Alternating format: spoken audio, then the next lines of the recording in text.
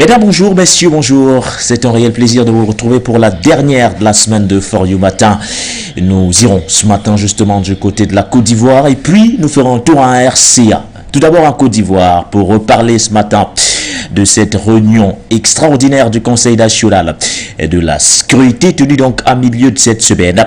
Une réunion extraordinaire du Conseil national de sécurité présidée mercredi 14 septembre 2022 par le président Alassane Dramane Ouattara a décidé donc de saisir la commission de la CEDEAO sur la détention des 46 militaires ivoiriens au Mali.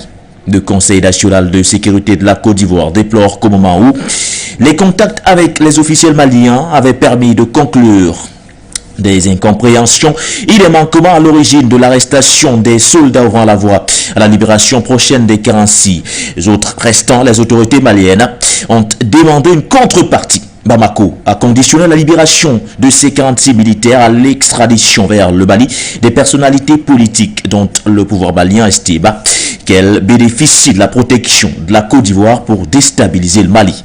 La Côte d'Ivoire juge et estime d'ailleurs que cette demande expresse des autorités maliennes est un chantage inacceptable. Qu'espère donc réellement la Côte d'Ivoire après avoir saisi donc officiellement la commission de la CEDEAO? Voilà l'interrogation sur laquelle nous reviendrons bien sûr en première partie de cette émission. Il faut dire qu'à la suite de ce communiqué qui a été rendu public par Monsieur Fidel Sarasoro, le secrétaire exécutif du Conseil national de sécurité, Bamako a réagi via bien sûr son premier ministre par intérim, le colonel Abdoulaye Maïga. Dans ce communiqué de Bamako, il faut le dire, la partie malienne retrace les faits depuis bien sûr l'arrestation de ces 49 militaires à l'aéroport Modibo Keïta de Bamako le 10 juillet dernier. Bamako relève d'ailleurs qu'il a saisi dans un premier temps la BULUSMA et la Côte d'Ivoire, ces deux institutions qui ont tout d'abord nié bien sûr les faits avant bien sûr de rebrousser chemin. Comment alors comprendre aujourd'hui que après avoir bien sûr joué les troubles faits, la partie ivoirienne veut saisir le conseil, la commission de la CEDEAO. Bref, nous allons d'ailleurs vous placer en parallèle ces deux communiqués-là. Celui du Conseil national de sécurité du côté d'Abidjan et bien sûr le communiqué rendu public par le Premier ministre par intérim, le colonel Abdoulaye Maïga. En deuxième partie de cette émission, nous reviendrons sur l'actualité en République centrafricaine avec ce décret qui a été signé ce 15 septembre 2022 par le président de la République centrafricaine, le professeur Faustin Archange Touadéra. Il faut le dire, ce décret entérine bien sûr la désignation par leur père des membres du bureau du comité chargé donc de rédiger le projet de la nouvelle constitution de la République centrafricaine. Les différents membres donc avec pour président l'honorable Évariste Gabana. Qui est-il? D'où vient-il? Que peut-il? Le bureau donc au complet, vous l'aurez également dans le cadre de cette émission et de cette émission de For You Matin avec un gros plan sur son nouveau président. Vous l'avez d'ailleurs en image. Il s'appelle Monsieur Évariste Gabana. Il est député du côté de la République centrafricaine avec le concours de Galé Bokea. Nous vous dresserons son portrait, mais nous reviendrons sur cette actualité en République centrafricaine avec une édition spéciale réalisée par Mohamed Bachir Ladan. Voilà donc ce qui constitue une fois de plus ce matin l'essentiel donc, ou du moins le menu de votre émission de For You Matin. On n'oublie bien sûr pas la revue de presse qui vous sera présentée tout à l'heure à partir de 7h30 effectivement par Noura, avant bien sûr d'ouvrir effectivement les débats sur ce plateau. Voilà donc ainsi décliné, messieurs, les différentes articulations de cette émission, la dernière production d'ailleurs de la semaine. Installez-vous confortablement, voici venu l'instant de l'information. Pour la semaine nationale de la réconciliation sur l'ensemble du territoire national, sans exclusion aucune, cette semaine est dédiée à la réconciliation, à la paix, au pardon, à la cohésion et au vivre ensemble entre les filles et les fils de notre pays, le Maliba. Cette cohabitation harmonieuse et pacifique, tant enviée et tant variée, se voit aujourd'hui mise à mal suite à des crises cycliques favorisant une insécurité grandissante et généralisée, une fissure du tissu social et un effritement des valeurs telles que la tolérance, le pardon et la solidarité. C'est pourquoi la semaine du 15 au 21 septembre 2022, marquant la première édition de la Semaine nationale de la réconciliation, sera mise à profit pour parler de nos valeurs séculaires C'est là même qui ont fondé le ciment de notre unité nationale et notre cohésion sociale, notamment le Sinankouya, le Nimoya, le Siginoya, le Bouraya, pour ne citer que ceci. Mesdames et messieurs, chers compatriotes, le génie de notre peuple et la grandeur de notre nation résident dans la densité de son intelligence collective et la diversité de ses couleurs, de son savoir et de ses croyances. Cette première édition sera célébrée sous le thème « Faisons de la diversité un atout pour la cohésion sociale au Mali ». Rappelons que la Semaine nationale de la réconciliation a été instituée par la loi d'entente nationale dans son article 7 afin d'asseoir les jalons d'une paix durable, facteur de sécurité et de développement. C'est pourquoi j'en appelle à l'ensemble des Maliens, femmes et hommes, jeunes et vieux, noirs et blancs, de l'Est, de l'Ouest, du Nord, du Sud, du Centre, comme ceux établis à l'extérieur, de s'investir chacun en ce qui le concerne, là où il se trouve, selon le pouvoir et le savoir dont il dispose pour le retour de la paix à travers la réconciliation. De façon particulière, j'en appelle aux autorités traditionnelles, aux artistes, aux leaders religieux, aux enseignants et aux hommes de médias pour prendre leur rôle et place, tout leur rôle et toute leur place dans la construction citoyenne à travers la culture de la paix. Votre rôle est essentiel pour la construction et la régulation des consciences.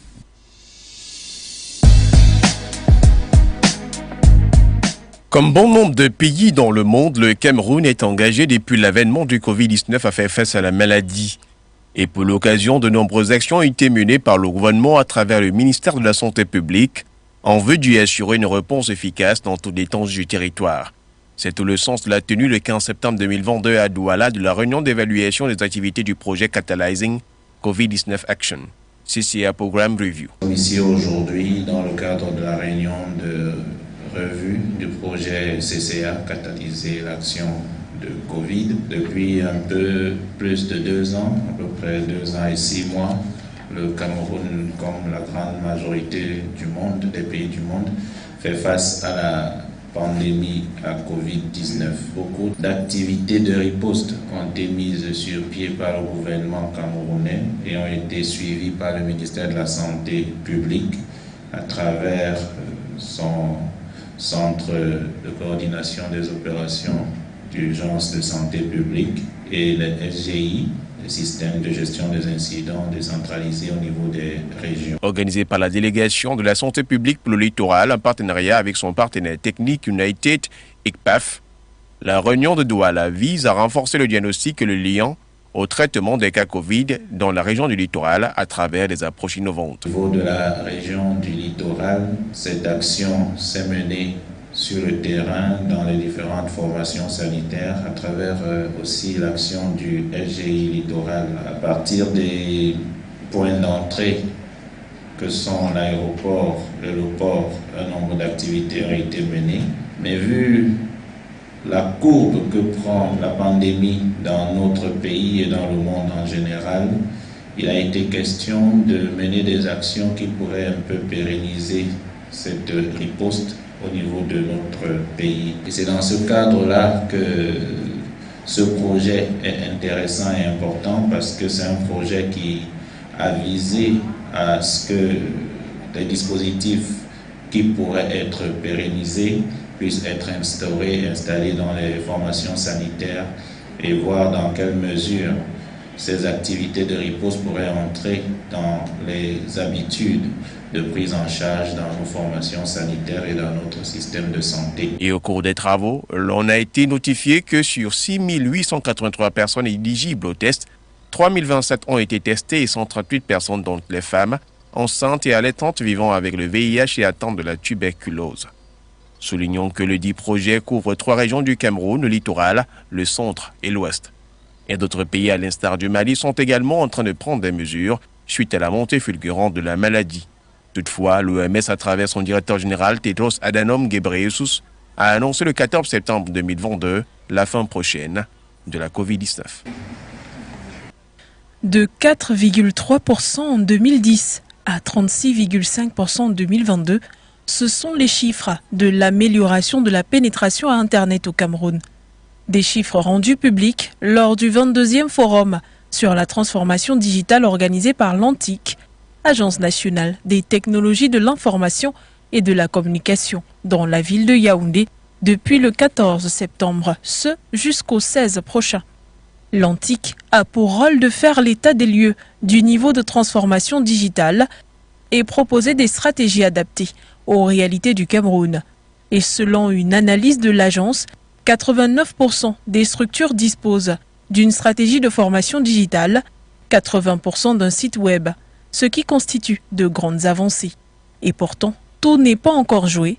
Sur le chemin de la digitalisation, le manque de formation, de ressources humaines et même d'infrastructures facilitatrices sont des pierres qui constituent un frein. Le forum sur la transformation digitale, notamment la 22e édition, est une période qui permet à l'ANTIC de mettre en exergue l'apport du numérique dans l'optimisation des processus, des structures et administrations du pays. L'ANTIC étant une entité publique, lors du forum, elle s'associe également avec le secteur privé pour mieux agir et penser ensemble dans le but de corriger la situation digitale au Cameroun. Tom Erdimi est libre. Emprisonné depuis plusieurs mois en Égypte, le frère jumeau de Timan Erdimi a été gracié par le président Abdel Fattah al-Sisi. Neveu de l'ancien président tchadien Idriss Déby Itno, Tom Erdimi fut par ailleurs son directeur de cabinet en 1991, avant d'être chargé de certaines activités pétrolières. Il était entré en rébellion en 2005, conduisant plusieurs offensives visant à renverser M. Déby en 2008 et 2019. Une opération qui lui vaudra une condamnation à mort par contumace, alors même qu'il était en exil à l'étranger. La libération de Tom Erdimi sonne comme une lueur d'espoir, celle qui verra la réintégration de l'Union des forces de la résistance au dialogue national, inclusif et souverain, actuellement en cours en N'Djamena. Rappelons que depuis novembre 2021, le pouvoir de transition avait déjà accordé une amnistie générale aux rebelles affirmant vouloir faire table rase des vestiges hérités des périodes sombres du Tchad. Le dialogue national inclusif et souverain qui se tient actuellement devrait permettre au président du Conseil militaire de transition, Mamad Idriss Déby, de rendre le pouvoir aux civils par la voie des élections libres et démocratiques. À la suite de cette décision, c'est une hausse de 12% qui a été immédiatement constatée sur les prix du gasoil, du kérosène respectivement coûteux de 20 et 25 shillings selon l'EPRA, Autorité de régulation de l'énergie et des produits pétroliers au Kenya. Des tarifs applicables jusqu'à la date du 14 octobre. William Ruto vient ainsi mettre fin à une politique de subvention mise sur pied par son prédécesseur Uhuru Kenyatta, jugée inefficace et trop onéreuse pour l'État qui avait pour but de soutenir les prix à la pompe et maintenir la désescalade chez les bas peuples. Il s'agit de 144 milliards de shillings. Le président Ruto, dont le pays possède l'une des plus influentes économies en Afrique, a annoncé lors de sa campagne électorale qu'il travaillait à des mesures pour la baisse de l'inflation, aujourd'hui estimée à plus de 8%. En juillet dernier, le gouvernement annonçait déjà ses intentions de supprimer ces subventions coûteuses pour l'État et selon le secrétaire du cabinet au Trésor national et à la planification, Okour Yatani, cette décision visait à diminuer le budget de l'État ainsi que permettre la réorientation des dépenses publiques vers des secteurs qui soulageraient la classe vulnérable. La subvention en voie de dépasser son allocution augmenterait donc la dette publique. Aujourd'hui, le défi du nouveau dirigeant du Kenya est de rattraper ce gouffre financier, longtemps crié par ses subventions onéreuses, mais plus que jamais, dans la même foulée, contenir l'inflation qui pourrait devenir une cause de grogne au sein du peuple, qui supporte déjà mal les conditions de vie difficiles, avec la cherté sur les étals, et désormais à la pompe, qui devrait être suivie par une augmentation des tarifs de transport. Les 100 jours dont dispose Ruto pour respecter ses promesses sont entamées de moins de 10 jours. Originaire de Carnot, ville située dans la préfecture de Montbéry-Kadéi, en République centrafricaine, et issu d'une famille assez noble, l'honorable Évariste Ngamana a passé son parcours scolaire élogieux dans la ville de Boire, avant de le poursuivre au petit séminaire Saint-André de Berbérati entre 1989 et 1993, puis au moyen séminaire Saint-Paul à Bangui de 1993 à 1996, avant de suivre les formations philosophiques et théologiques au grand séminaire Saint-Marc de Bangui. Cette étape très pieuse a fait d'Évariste Ngamana un bon citoyen et surtout un croyant sociable et social, ouvert, courtois et prêt à donner son meilleur là où le besoin se fait sentir. Ordonné prêtre de l'église catholique romaine, ce dernier s'était mis au service des croyants, voire de son pays, en tant que curé de la paroisse de Bohong dans le diocèse de Boire, directeur adjoint du petit séminaire de Yolé, avant de quitter le sacerdoce, certainement pour des raisons que le Tout-Puissant lui aurait dictées. En 2011, il a obtenu sa licence en droit privé suivi de son master 1 en droit des affaires à l'ENA en France. C'est dire qu'on a affaire à un intellectuel avéré qui s'est donné corps et âme pour ses formations dans plusieurs domaines où il a pu obtenir des diplômes, certificats et attestations.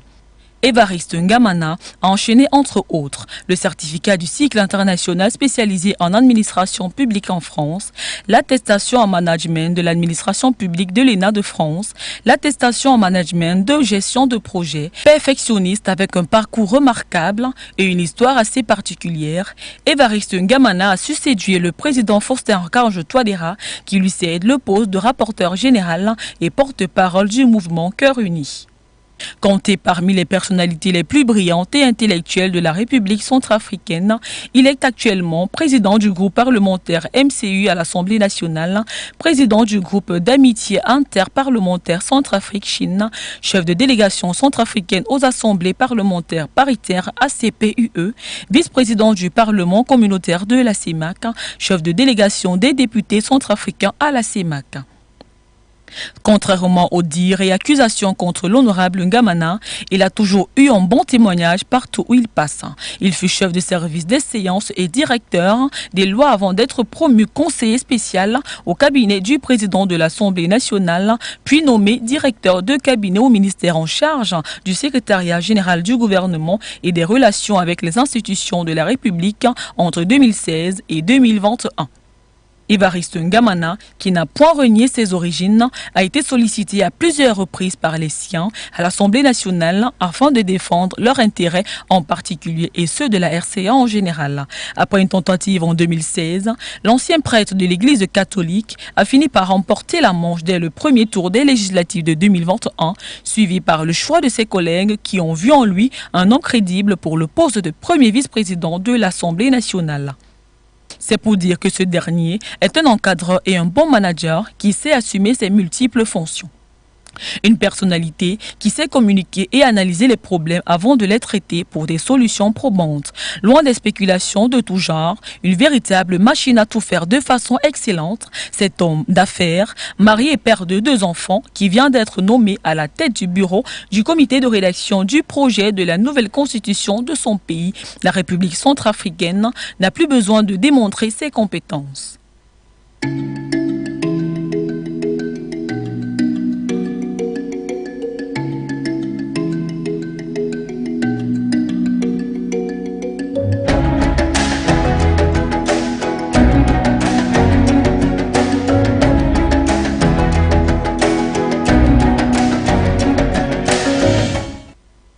En réponse au communiqué rendu public d'ailleurs à l'issue du Conseil national de sécurité tenu en milieu de cette semaine, Bamako a réagi via bien sûr le Premier ministre par intérim, le colonel Abdoulaye Maïga. Nous reviendrons bien sûr sur ces 2 communiqués. Nous allons les croiser pour retirer d'ailleurs la matière grise. Nous ressortirons bien sûr ces 2 communiqués dans le cadre de cette émission de For You Matin. Ça sera en première partie. En deuxième partie, nous reviendrons sur l'actualité en République centrafricaine avec ce décret rendu public, ou du moins signé donc par le président, le professeur Faustin Archange Touadéra. Le décret qui entérine donc la nomination ou la désignation des membres du comité chargé donc de rédiger la nouvelle constitution en République centrafricaine avec un gros plan sur le président, l'honorable Évariste Gamana. Qui est-il? D'où vient-il? Que peut-il réellement? Tout ceci, vous l'aurez dans le cadre de cette émission matinale. Mais bien avant de mettre le cap en République centrafricaine, prenons tout d'abord la sortie d'ailleurs du Fidel Sarasoro. Il est secrétaire exécutif du Conseil national de sécurité. C'est lui qui avait la charge de lire face aux médias le communiqué final à l'issue donc de cette réunion extraordinaire du Conseil national de sécurité tenue en milieu de semaine sous la supervision et la coordination du président ivoirien, le président Alassane Dramane Ouattara. Voici donc l'extrait de ce communiqué final, juste avant bien sûr de prendre la revue de presse derrière. En 2022, s'ouvre la semaine nationale de la réconciliation sur l'ensemble du territoire national, sans exclusion aucune. Cette semaine est dédiée à la du Conseil national de sécurité. Une réunion extraordinaire du Conseil national de sécurité s'est tenue ce mercredi 14 septembre 2022 au palais de la présidence de la République sous la présidence de son Excellence M. Alassane Ouattara, président de la République.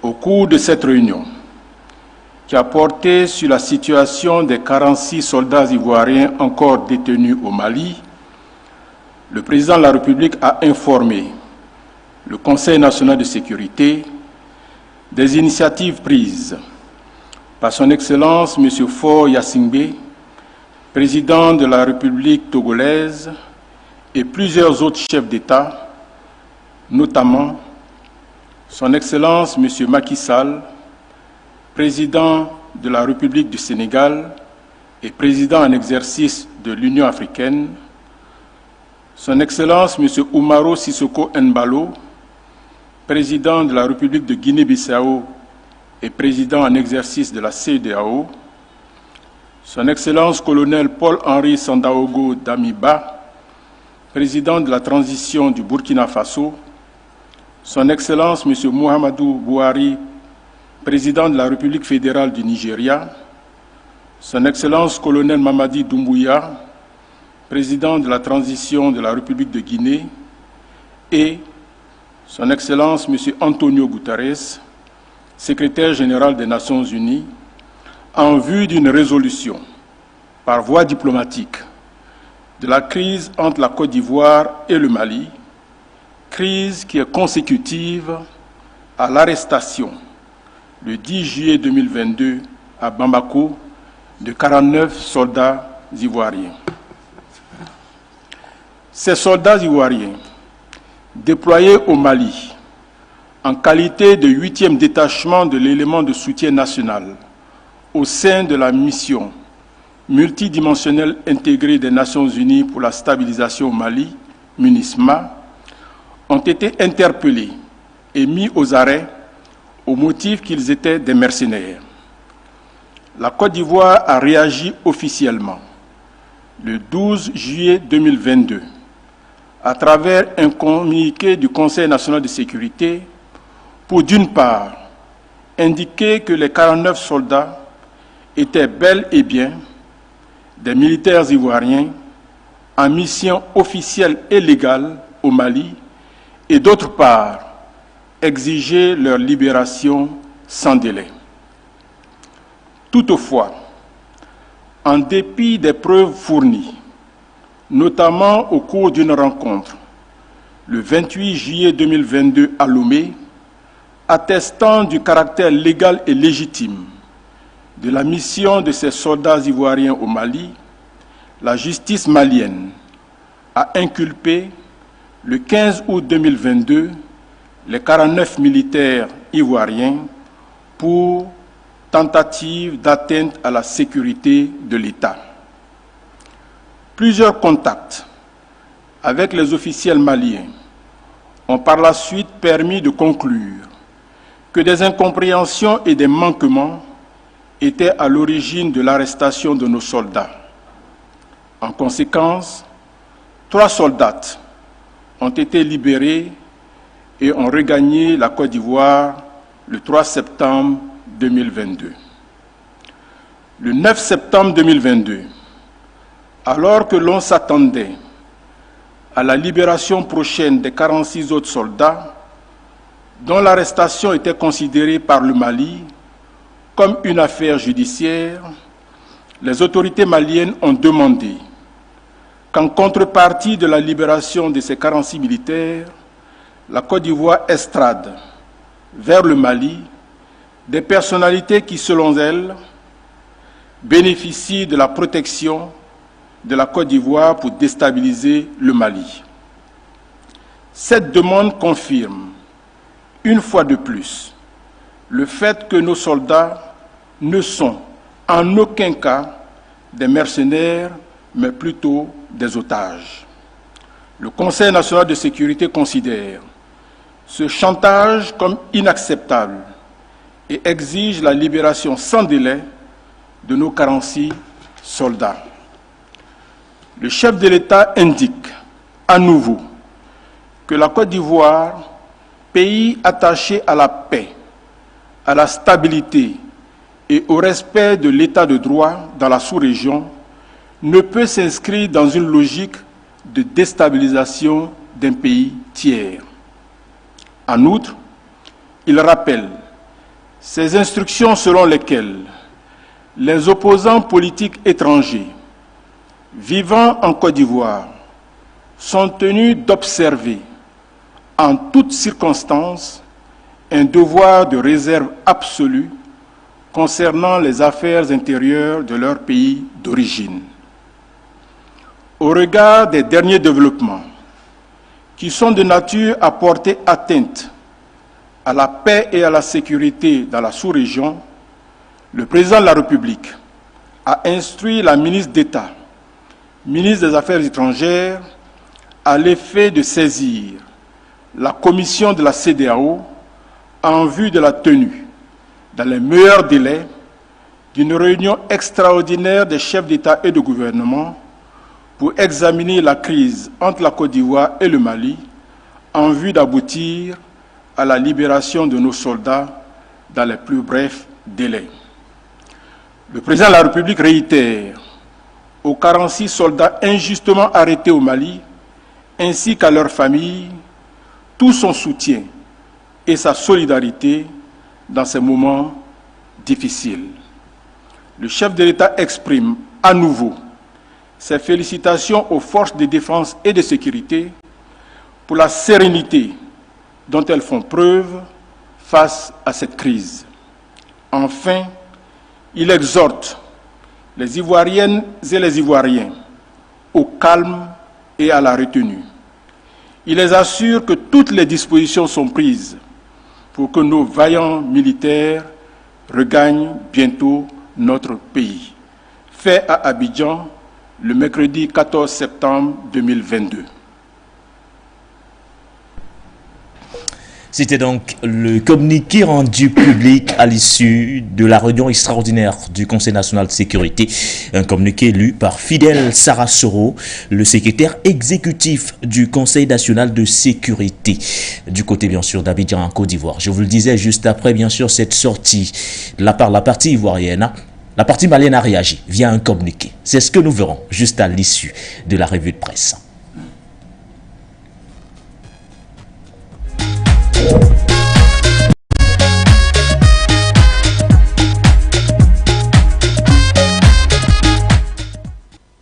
Il nous a rejoint sur ce plateau tout de blanc vêtu, avec bien sûr le logo de For You Media, For You Télévision. Bonjour Nora. Bonjour Nguené, bonjour également à l'ensemble des téléspectateurs de For You Télévision et For You Media, la dernière livraison de la semaine de la revue des écrans de une. Et nous mettons le cap du côté du Mali avec Mali Web qui titre CEDEAO pour une institution africaniste et des peuples. Le nouveau président de la communauté économique des États de l'Afrique de l'Ouest, Omaro Sissoko Embalo de la Guinée-Bissau, semble vouloir organiser un sommet extraordinaire de l'organisation en marge des travaux de la 70e session ordinaire de l'Assemblée générale des Nations unies, auquel il souhaiterait convier d'autres leaders de pays non africains pour se pencher sur l'actualité de la sous-région et plus particulièrement pour parler de la situation politique au Mali et en Guinée. Nous nous interrogeons sérieusement sur la sagesse de ces décisions du président Embalo, a fait savoir donc le journal Maliweb. Abidjan instruit la saisine de la commission de la CEDEAO sur la détention de ses 46 militaires au Mali, titre donc Maliweb. Une réunion extraordinaire du Conseil national de sécurité présidée mercredi 14 septembre 2022 par le président Alassane Ouattara a décidé de saisir la commission de la CEDEAO sur la détention des 46 militaires ivoiriens au Mali. La réunion du Conseil de sécurité nationale ivoirien a porté essentiellement sur cette question et pour Abidjan, en dépit des preuves fournies à Lomé attestant du caractère légal et légitime de la mission des 49 au Mali, la justice malienne les a néanmoins inculpés pour tentative d'atteinte à la sécurité de l'État. Toujours avec Maliweb, région de Gao et Ménaka, le message défaitiste du général Gamou provoque la panique. Le mardi 13 septembre, le général El Hadj Gamou, leader de la communauté Agad, a donc lancé un message vocal via les réseaux sociaux à ses parents et proches. Le discours est alarmant, défaitiste, c'est bien un sauve qui peut général. Il faut dire que le général disait dans sa langue maternelle en tamasek que l'heure est grave. Avant d'ajouter, c'est un message que je lance à tous. J'en appelle aux uns et aux autres pour qu'ils se rapprochent des grandes villes. La situation est telle que personne ne contrôle plus rien. Ceux qui disaient tenir ont été défaits. Il y en a plus sur qui compter. J'en appelle aux gens de Djebok pour qu'ils se rapprochent des villes. Les ennemis EIGS arrivent sur les campements. Il n'y a rien pour les arrêter. Les gens ne peuvent plus rester dans les campagnes.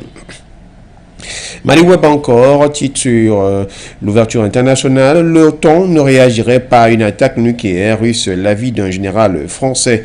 L'OTAN ne réagirait pas à une attaque russe nucléaire ciblée sur le territoire ukrainien, a estimé le général français Vincent Desportes, donc interrogé jeudi sur la radio classique, également pris par le journal Figaro. Maliweb encore dit Xing à Poutine, la Chine prête à jouer son rôle de grande puissance avec la Russie. Le président chinois Xi Jinping a assuré jeudi en Ouzbékistan à son homologue russe Vladimir Poutine que la Chine souhaitait assumer son rôle de grande puissance avec son voisin russe. Première édition de la Semaine nationale de la réconciliation, le chef de l'État préside le lancement des activités, a fait donc savoir Mali et Jet. Jeudi 15 septembre 2022, le président de la transition, son excellence le colonel Assimi Goïta, chef de l'État, a présidé la cérémonie de lancement officiel de la Semaine nationale de la réconciliation au Centre international de conférence de Bamako, CI et CB. Toujours avec Mali, Jet, plainte contre la France, curieuse omerta au sein de la classe politique, prête à dénoncer toutes les insuffisances, minimes soient-elles, dans la gouvernance des autorités de la transition. La classe politique, à majorité, garde un silence de sourd par rapport à la plainte du Mali contre la France au siège des Nations Unies. Cette indifférence commence à frustrer la population qui estime que beaucoup de ces hommes politiques sont à la solde du maître français. Au Burkina Faso, avec Wakat Serra, le président du Faso échange avec les familles des victimes du 15 octobre 1987. Le président du Faso, lieutenant-colonel Polari Sadaogo Damiba, a échangé en début d'après-midi avec les familles des victimes du coup d'État du 15 octobre 1987 qui a coûté la vie au père de la Révolution d'août 1983, feu capitaine Thomas Sankara et 12 de ses compagnons. Toujours au Burkina Faso, ouest du pays, la gendarmerie de Koumbia, attaquée par des hommes armés. Cette gendarmerie, donc située dans la localité à l'ouest du Burkina Faso, dans la région de Haut-Bassan, a été dans la nuit du mercredi au jeudi 15 septembre 2022 l'objet d'une attaque terroriste selon plusieurs médias. Le Burkina a encore des drones armés turcs dans le ciel, souligne Wakat Serra. Les drones armés de fabrication turque dans la commande remonte à peine un an, ont fait leur apparition dans le ciel burkinabé. Selon RFI, le mercredi 14 septembre 2022, troisième pays ouest africain à s'équiper de ces drones, le Burkina Faso compte accroître désormais ses capacités dans la lutte contre le terrorisme. Toujours avec Wakat Sera, avec les armées, des combattants décorés à Oursi pour leur bravoure. Le président de la transition burkinabé qui s'est rendu le mercredi 14 septembre 2022 à Oursi, région du Sahel, a procédé à la décoration des combattants de la patrouille mixte du groupement des forces pour la sécurisation du Nord, GFSN, pour leur bravoure au cours de l'accrochage avec les groupes armés terroristes le 13 septembre 2022 sur l'axe Oursi-Déou. Sidoya revient encore sur cette rencontre du chef d'État, réconciliation nationale. Le président du Faso échange avec les familles des victimes du 15 octobre 1987. Le président du Faso, le lieutenant-colonel Paul-Henri Sandao Damiba, a échangé en début d'après-midi avec les familles des victimes du coup d'État du 15 octobre 1987 qui a coûté la vie au père de la révolution d'août 1983, feu capitaine Thomas Sankara et 12 de ses compagnons.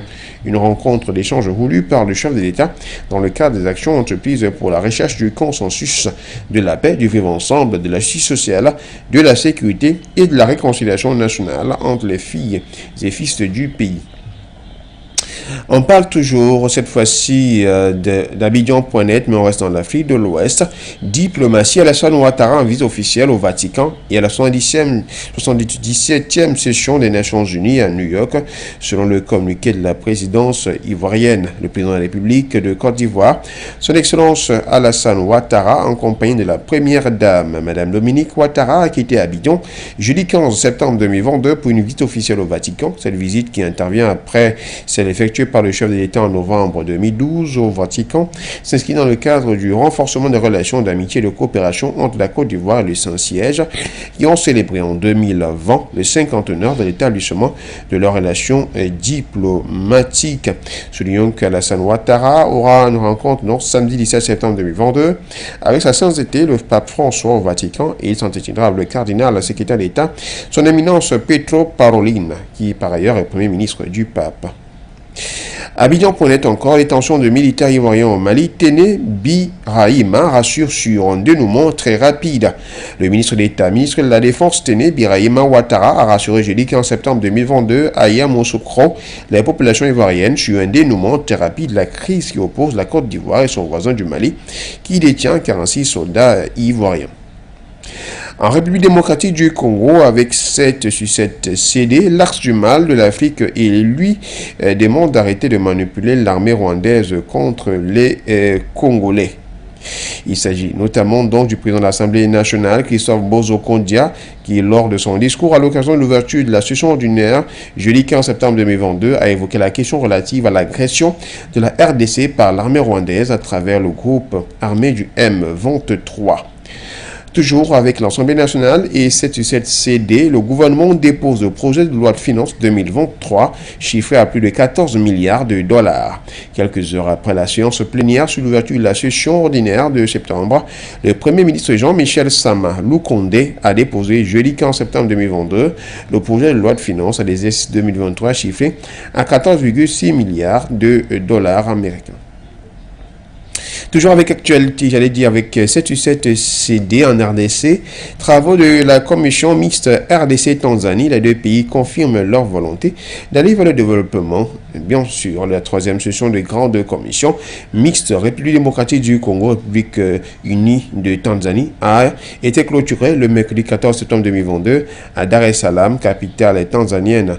Représentant la RDC à ces travaux, le ministre de l'Intérieur a laissé entendre que cette réunion, tenue après 20 ans, a permis de confirmer la volonté des deux pays d'aller vers le développement et la diversification de leur coopération bilatérale. Au Tchad, avec le DENIS, la commission thématique numéro 1 appelle à se défaire de la tutelle française et de sa monnaie, le franc CFA. Au dialogue national inclusif et souverain, une autre recommandation de la commission thématique numéro 1 qui retient l'attention dont est relative au franc CFA, se défaire de la tutelle française et de sa monnaie, le franc CFA recommande-t-elle. Au Gabon, vie chère, le Gabon plafonne les prix de 48 produits alimentaires importés. Avec les opérateurs économiques intervenant dans la chaîne des prix, le gouvernement a procédé jeudi 15 septembre à la signature d'un protocole d'accord pour une application optimale de la nouvelle mercuriale des prix plafonds au stade gros des micros et détails. Cet accord concerne 48 produits alimentaires importés selon diverses catégories telles que les viandes, les volailles, les poissons, les conserves, le riz et les produits laitiers. Toujours avec Gabon Revue, Octobre Rose, le Gabon lance les préparatifs. Le ministre de la Santé et des Affaires sociales, Dr Guy Patrick Obiang-Ondong, et sa collègue déléguée Justine Limbibi Mihindou ont une séance de travail le 13 septembre avec la vice-présidente de la Fondation, Sylvia Bongo-Ondimba, pour la famille FSBU. Objectif: discuter des préparatifs de la 9e édition de la campagne de sensibilisation et de dépistage Octobre Rose. En République centrafricaine, on parle donc du gouvernement qui libéralise l'importation du sucre. Face à la demande croissante sur le marché local et en vue de contrer les spéculations autour des prix, le gouvernement centrafricain a décidé de libéraliser l'importation du sucre en République centrafricaine. Une décision prise durant le Conseil des ministres tenu le 8 septembre dernier à Bangui. Toutefois, avec la liquidation de la sucrerie centrafricaine SUCAF, le gouvernement incite les entreprises à se lancer dans la production de ces denrées pour bénéficier des mesures préférentielles, souligne donc Radio Ndeke Luka. Toujours avec ce même média, en Centrafrique, dont la hausse des prix sur les marchés de Bangui continue de peser sur les ménages. La cherté de vie reste et demeure une préoccupation quotidienne des Centrafricains à faible revenu. Rares sont les ménages qui réussissent à remplir leur panier et à faire manger 2 fois par jour leur famille. Au marché Kobongo, dans le 8e arrondissement de Bangui, commerçants et clients se plaignent mutuellement de la persistance de la hausse des prix. Radio Ndeke Luka a fait le tour et nous rend l'information. Le potentiel centrafricain, on revient sur les agissements politiques pour les intérêts personnels qui n'ont pas leur place, fait savoir le journal. Alors la République centrafricaine fait face à des défis socio-économiques et sécuritaires qui sont résolus progressivement par les autorités du pays, à adosser à cela d'autres problèmes de plus en plus préoccupants. Les leaders d'opposition se complaisent à s'adonner à une tragicomédie de mauvais goût mue par des calculs politiciens égoïstes au détriment de l'intérêt supérieur de la nation, passe aux oubliettes. Toujours avec le potentiel centrafricain, le temps est à l'espoir, avec la vision politique du président Touadéra. Ne dit-on pas que chaque chose sur terre a un temps? On se souvient, dans un passé récent, que la République centrafricaine était considérée comme un foyer de criminalité, tant les groupes armés se considéraient comme ceux qui devaient dicter les lois aux paisibles populations centrafricaines. De nos jours, la situation sécuritaire est contrôlée par les FACA et les forces alliées russes et rwandaises, une véritable révolution copernicienne. Au Cameroun, avec le journal La Capitale Publique Cameroun Tribune, incident au lycée d'Ambam, l'appel à la retenue. Le ministre des Enseignements secondaires, le professeur Nalova Lyonga, s'est rendu hier dans cet établissement de la région du Sud où un élève violemment frappé par un enseignant mardi dernier a été victime d'une hémorragie interne et a dû être opéré d'urgence. Le ministère a appelé à l'éradication de toute forme de violence en milieu scolaire. Mutation, le quotidien, titre Ndianson, désaccord décapant. Le Premier ministre demande au ministre de la Santé publique de surseoir au contrôle de conformité des produits cosmétiques et alimentaires. John Gouté prescrit l'implication des autres administrations concernées. On parle d'économie avec le quotidien qui sied Afrique centrale, un nouveau programme de plus de 19 milliards de francs CFA pour booster l'intégration. La nouvelle expression nous parle de politique affaires MRC, premier renvoi des affaires. La prochaine audience du procès en appel des 39 militants du mouvement pour la Renaissance du Cameroun aura lieu le 20 octobre 2022. La défense souhaite réexaminer les dossiers remis au juge et à l'accusation. Actu Info, qui est donc un journal, et notamment donc fait savoir du PCRN, titre d'ailleurs à ce propos, éducation, le mouvement OTS à bois, le gouvernement se déploie. Plus d'une semaine après la rentrée, la rédaction scrute la réforme du livre scolaire, le nouveau calvaire de la dispense d'âge et de la grève des enseignants, nous faisons savoir le newsletter. Et nous sortons encore avec le journal Politics pour souligner cette une sur la couverture sociale, la CNPS, pour un meilleur statut des personnels domestiques.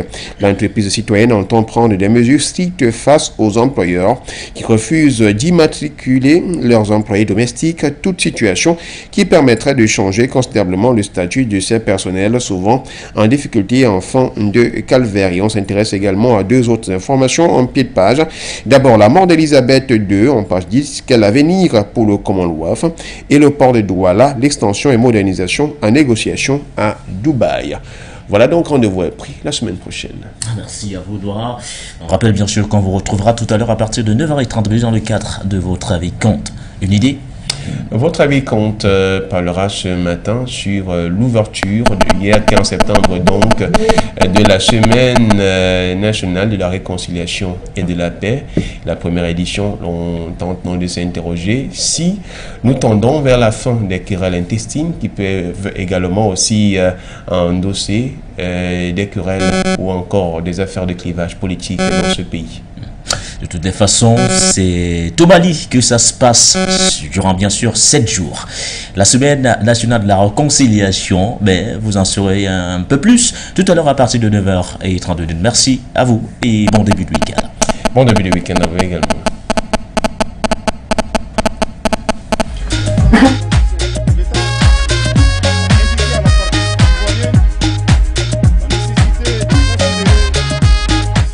De certains Maliens, objet de mandat d'arrêt international. Voilà, nous sommes donc de retour sur ce plateau, je vous l'ai dit. En première partie, nous parlerons en termes bien sûr de communiqué interposé. On l'a suivi bien sûr la sortie de Fidel Sarasoro, le secrétaire exécutif du Conseil national de sécurité, à l'issue d'ailleurs de cette réunion extraordinaire du Conseil national de sécurité tenue à Abidjan en milieu de cette semaine. Et hier jeudi, c'était d'ailleurs le 15 septembre 2022, la partie malienne a riposté via un communiqué signé par le Premier ministre par intérim, le colonel Abdoulaye Maïga. Nous en parlons ce matin, nous en parlerons d'ailleurs avec Okosisi Baba Nicolo qui réagira bien sûr en direct de la France. Mais bien avant d'aller du côté de la réalisation, échanger avec Baba Nicolo Okosisi, plantons tout d'abord le décor. Il faut le rappeler, on avait assisté, on va le dire comme ça, à une sorte de décrispation entre, bien sûr, décrispation de la tension entre Bamako et Abidjan, suite bien sûr à la libération de 3 des 49 militaires interpellés, inculpés, mis sous mandat de dépôt du côté de Bamako. À la suite donc de la libération de ces 3, on se disait oui, on se dirige donc vers la résolution, ou du moins vers quelques pistes de solution suite à cet incident. Malheureusement, quelques jours plus tard, il n'en est absolument rien.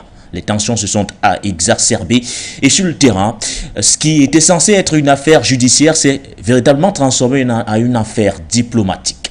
Mais bien avant, prenons tout d'abord cet élément de nos confrères d'Africa News. Cet élément a été réalisé à la suite bien sûr de la libération des 3 militaires.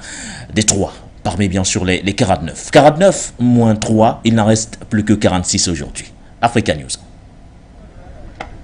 3 des 49 soldats arrêtés le 10 juillet dernier et écroués mi-août au Mali ont été libérés samedi à titre humanitaire. Il s'agit essentiellement des femmes du contingent ivoirien que Bamako accuse de tentative d'atteinte à la sûreté extérieure de l'État. Le magistrat en charge de l'affaire a approuvé la libération des 3 soldates et l'abandon des charges contre elles. Ces femmes ont aussitôt regagné Abidjan samedi soir. Le président togolais qui assure la médiation a salué cette décision des autorités maliennes. Par ailleurs, les autorités ivoiriennes ont promis de s'engager à respecter les procédures des Nations Unies ainsi que les nouvelles règles et dispositions maliennes édictées relatives au déploiement des forces militaires au Mali. En effet, dans ce dossier du déploiement du contingent ivoirien, l'ONU avait reconnu des dysfonctionnements dans une note adressée au gouvernement malien et admis que certaines mesures n'ont pas été suivies. Les discussions se poursuivent pour les 46 autres encore détenus.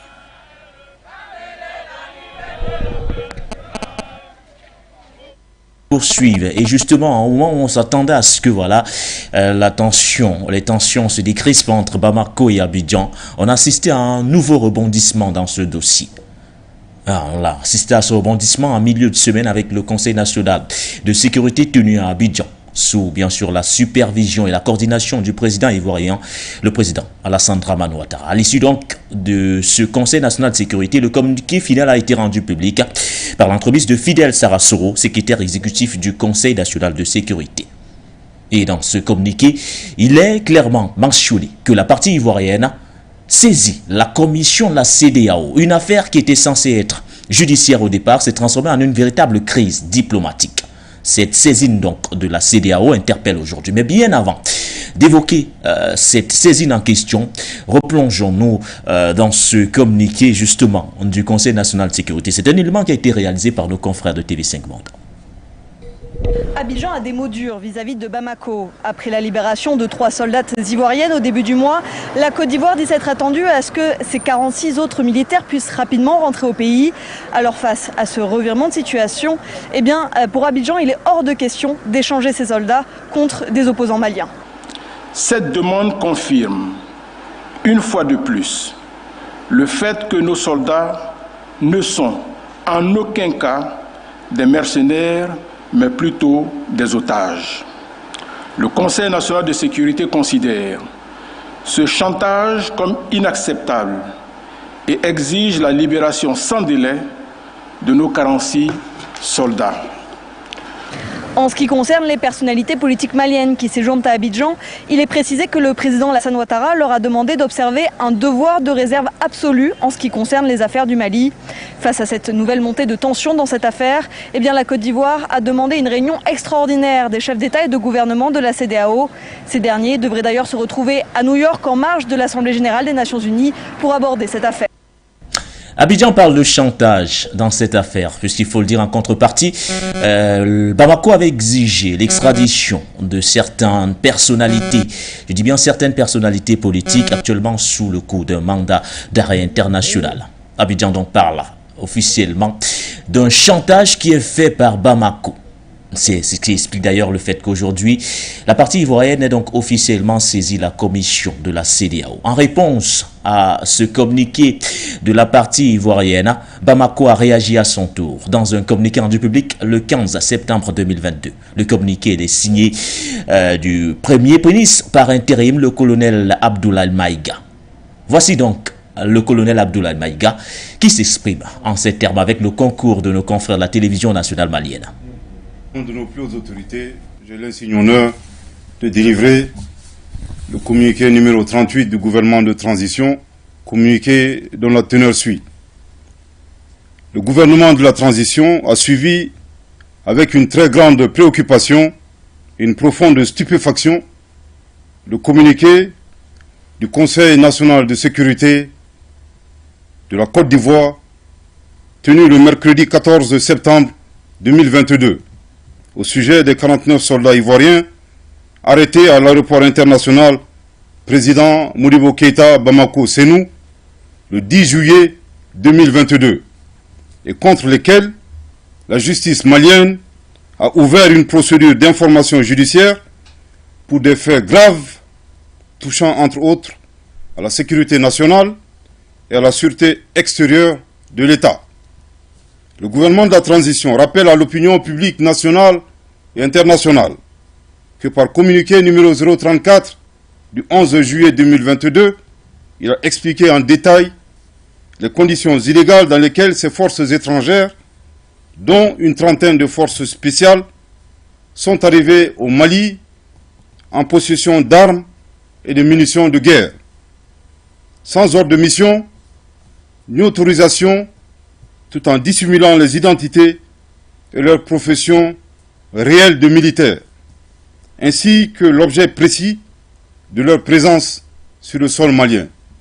En outre, contrairement à la déclaration des autorités ivoiriennes, la MINUSMA, officiellement saisie du statut de ces militaires par le ministère des Affaires étrangères et de la coopération internationale, avait clairement indiqué dans sa note verbale référencée MINUSMA bar PROT bar NV bar 226 bar 2022 du 27 juillet 2022 que ces soldats ne faisaient pas partie des éléments nationaux de soutien.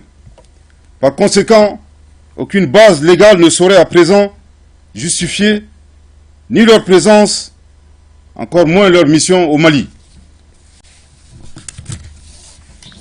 De même, le directeur en charge des questions africaines au ministère des Affaires étrangères et de la coopération internationale a reçu en audience le lundi 7 août 2022 le directeur en charge des questions africaines au ministère des Affaires étrangères de la République fédérale d'Allemagne. Ce dernier avait clairement indiqué qu'aucune agence allemande, encore moins le gouvernement, n'avait de lien contractuel avec les éléments ivoiriens arrêtés à l'aéroport. Par conséquent, son pays n'avait rien à voir, ni de près, ni de loin, avec ces personnes arrêtées. Malgré la gravité des faits qui entourent cette affaire, le Mali a bien voulu accompagner les efforts de médiation de la République togolaise, unique cadre de règlement du dossier des 49 mercenaires ivoiriens. Dans le communiqué du Conseil national de sécurité du 14 septembre 2022, le gouvernement ivoirien insiste sur son innocence et celle des 49 militaires arrêtés. En conséquence, le gouvernement de transition note avec une profonde stupéfaction que le gouvernement ivoirien vient de se dédire en l'espace de 11 jours. En effet, il a reconnu sa responsabilité dans sa déclaration officielle lue par le ministre directeur de cabinet du président de la République de Côte d'Ivoire, M. Fidel Sarasoro, le 3 septembre 2022, à Lomé, en ces termes, je cite, « La Côte d'Ivoire déplore que des manquements et des incompréhensions aient été à l'origine de cet événement fortement regrettable. La Côte d'Ivoire, soucieuse de maintenir des relations de bon voisinage avec le Mali, s'engage à respecter les procédures des Nations Unies ainsi que les nouvelles règles et dispositions maliennes édictées relatives au déploiement des forces militaires au Mali. » Fin de citation. Un tel revirement grave de la part d'autorités étatiques ne vise qu'à manipuler et à entraver la manifestation de la vérité. Je répète, un tel revirement grave de la part d'autorités étatiques ne vise qu'à manipuler et à entraver la manifestation de la vérité. Je répète pour une dernière fois, un tel revirement grave de la part d'autorités étatiques ne vise qu'à manipuler et à entraver la manifestation de la vérité. Animé d'une volonté d'adversité, le gouvernement ivoirien accuse le Mali d'avoir pris en otage les militaires ivoiriens en faisant fi des conditions obscures et des manquements ayant entraîné l'inculpation par la justice malienne des 49 mercenaires ivoiriens. Le gouvernement de la transition souligne que c'est exclusivement en sa qualité de président du Conseil supérieur de la magistrature que le colonel Assimi Goïta, président de la transition chef de l'État, a indiqué à la partie ivoirienne la nécessité de considérer la situation de certains Maliens objet de mandats d'arrêt internationaux. C'est cette attitude responsable du président de la transition qui a été malheureusement perçue par les autorités ivoiriennes comme une prise d'otage. À la décision du gouvernement ivoirien d'avoir transformé un dossier judiciaire en une crise diplomatique et par conséquent de saisir la CEDEAO, le gouvernement de la transition souligne qu'il n'est nullement concerné par cette procédure devant l'instance communautaire. Aussi, il indique à la CEDEAO que l'affaire des 49 mercenaires ivoiriens est purement judiciaire et bilatérale. Il met en garde contre toute instrumentalisation de la CEDEAO par les autorités ivoiriennes pour se soustraire de leurs responsabilités vis-à-vis du Mali.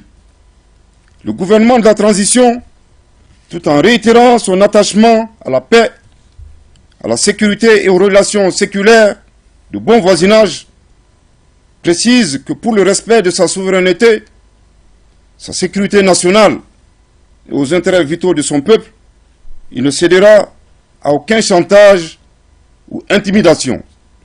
Que Dieu bénisse le Mali et préserve les Maliens.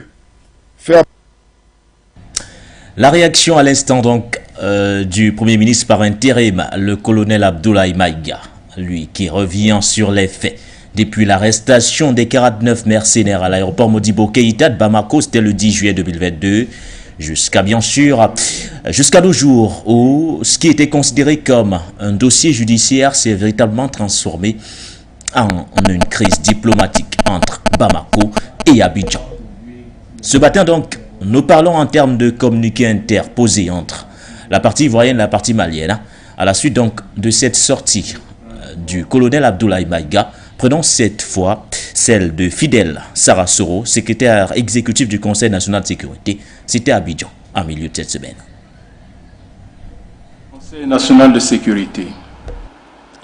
Une réunion extraordinaire du Conseil national de sécurité s'est tenue ce mercredi 14 septembre 2022 au palais de la présidence de la République sous la présidence de son Excellence M. Alassane Ouattara, président de la République.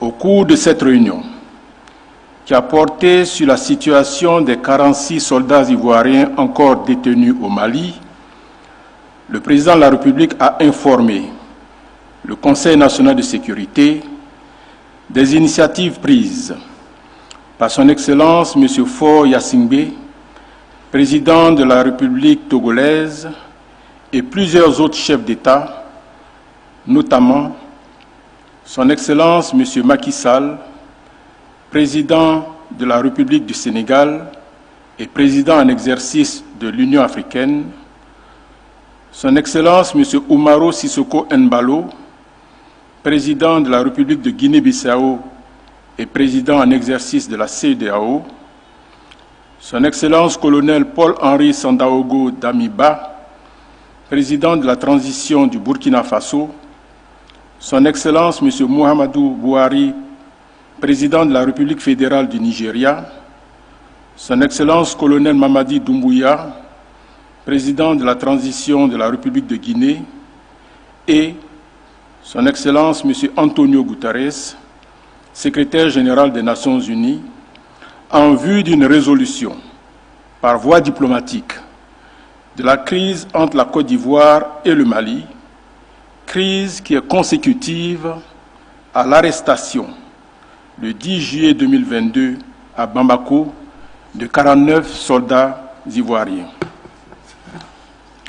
Ces soldats ivoiriens, déployés au Mali en qualité de 8e détachement de l'élément de soutien national au sein de la mission multidimensionnelle intégrée des Nations Unies pour la stabilisation au Mali, MINUSMA, ont été interpellés et mis aux arrêts au motif qu'ils étaient des mercenaires. La Côte d'Ivoire a réagi officiellement le 12 juillet 2022 à travers un communiqué du Conseil national de sécurité pour, d'une part, indiquer que les 49 soldats étaient bel et bien des militaires ivoiriens en mission officielle et légale au Mali, et d'autre part, exiger leur libération sans délai. Toutefois, en dépit des preuves fournies, notamment au cours d'une rencontre le 28 juillet 2022 à Lomé, attestant du caractère légal et légitime de la mission de ces soldats ivoiriens au Mali, la justice malienne a inculpé le 15 août 2022 les 49 militaires ivoiriens pour tentative d'atteinte à la sécurité de l'État.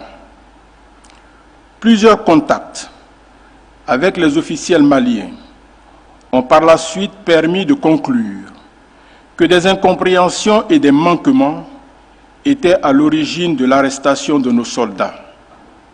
En conséquence, 3 soldats ont été libérés et ont regagné la Côte d'Ivoire le 3 septembre 2022.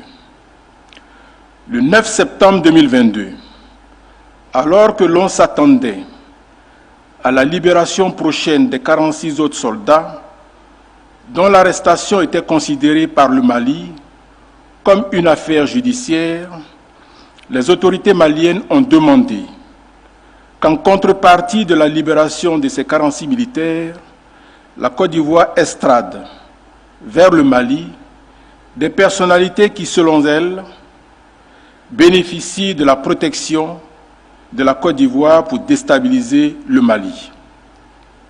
Cette demande confirme, une fois de plus, le fait que nos soldats ne sont en aucun cas des mercenaires, mais plutôt des otages. Le Conseil national de sécurité considère ce chantage comme inacceptable et exige la libération sans délai de nos 46 soldats.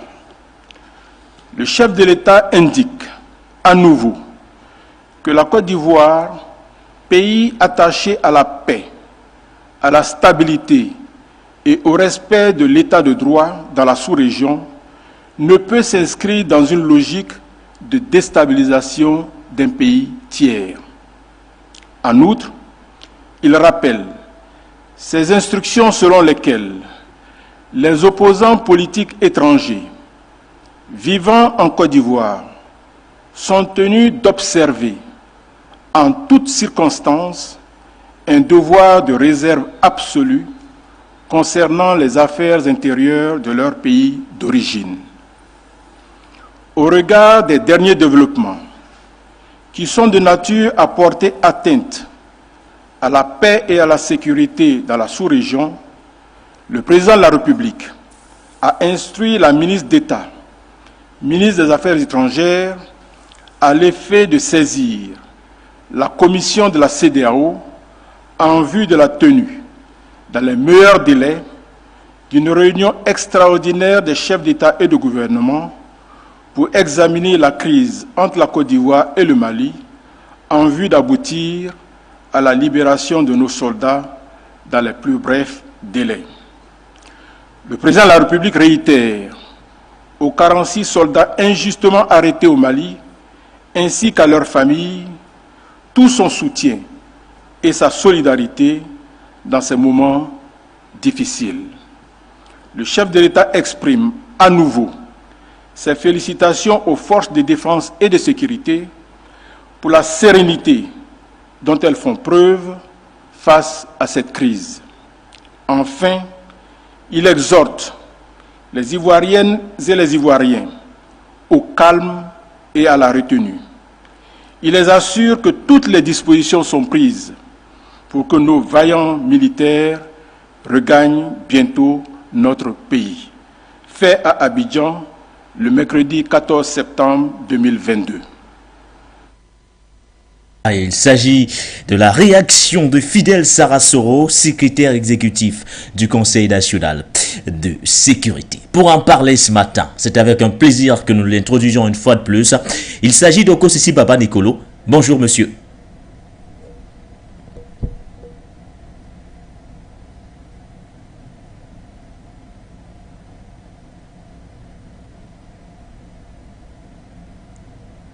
Merci une fois de plus de me convier à ce combat d'information et de communication pour que les Africains meurent moins abrutis. Merci de m'avoir invité. Alors, on a suivi les deux versions. D'un côté, le premier ministre par intérim malien. Il s'agit du colonel Abdoulaye Maïga qui hier encore réagissait en direct de la télévision nationale malienne en réponse bien sûr au communiqué final rendu public par la partie ivoirienne à l'issue donc de cette réunion extraordinaire du Conseil national de sécurité. Une première réaction, puisqu'aujourd'hui on parle en termes de communiqué interposé entre la partie malienne et la partie ivoirienne. Une réaction sur ces deux communiqués qui ont été officiellement rendus publics. Merci M. Nguem. D'abord, je tenais à attirer l'attention de la communauté nationale et internationale qui nous, parce qu'aujourd'hui For You est un média international. Oui. Il y a deux choses qu'il faut voir d'abord. Des petites choses que l'œil ne peut pas percevoir, mais que l'entendement des gens comme vous, comme moi, puissions analyser. Regardez la posture des deux communicants des deux pays différents. Il y a en face un monsieur qui fait un communiqué où derrière il est marqué présidence, habillé en costume européanisé et qui, ma foi, a fait un communiqué préenregistré et donné aux médias ivoiriens.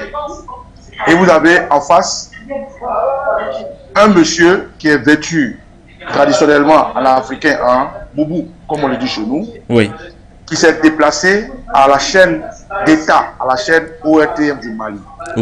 Déjà dans ces deux postures, vous voyez qu'il y a un pays qui est vassalisé, qui est aliéné, et un pays qui est souverain, et un pays qui s'exprime selon l'art de sa souveraineté. Ça, c'était le premier point que je voulais, sur lequel je voulais attirer votre attention. C'est une analyse sémiotique que vous faites, la sémiologie de l'image. Merci, merci du mot. Ça prouve la qualité du journaliste que vous êtes. Rentrons maintenant dans les deux communiqués.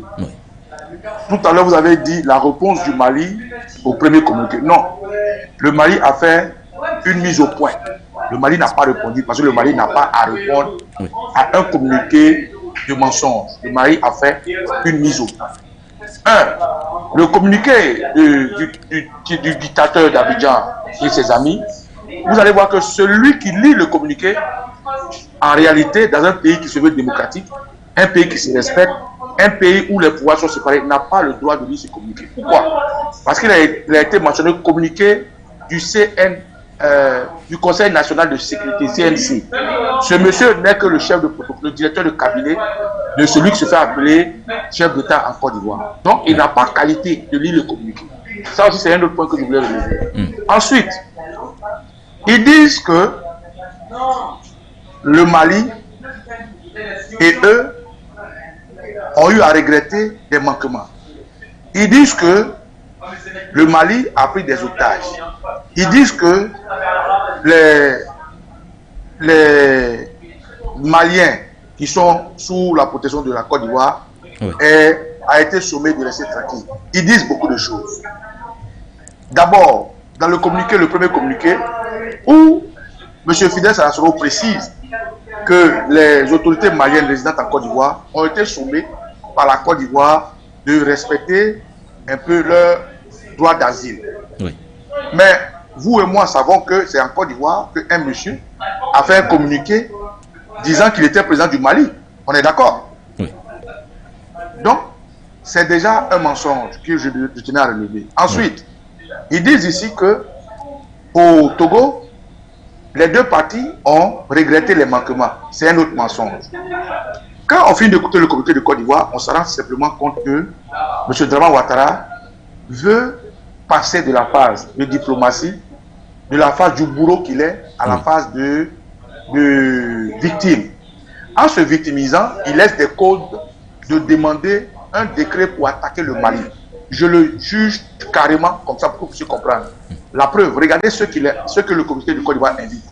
Ils invitent M. Ambalo, président de la CEDEAO. Pourquoi?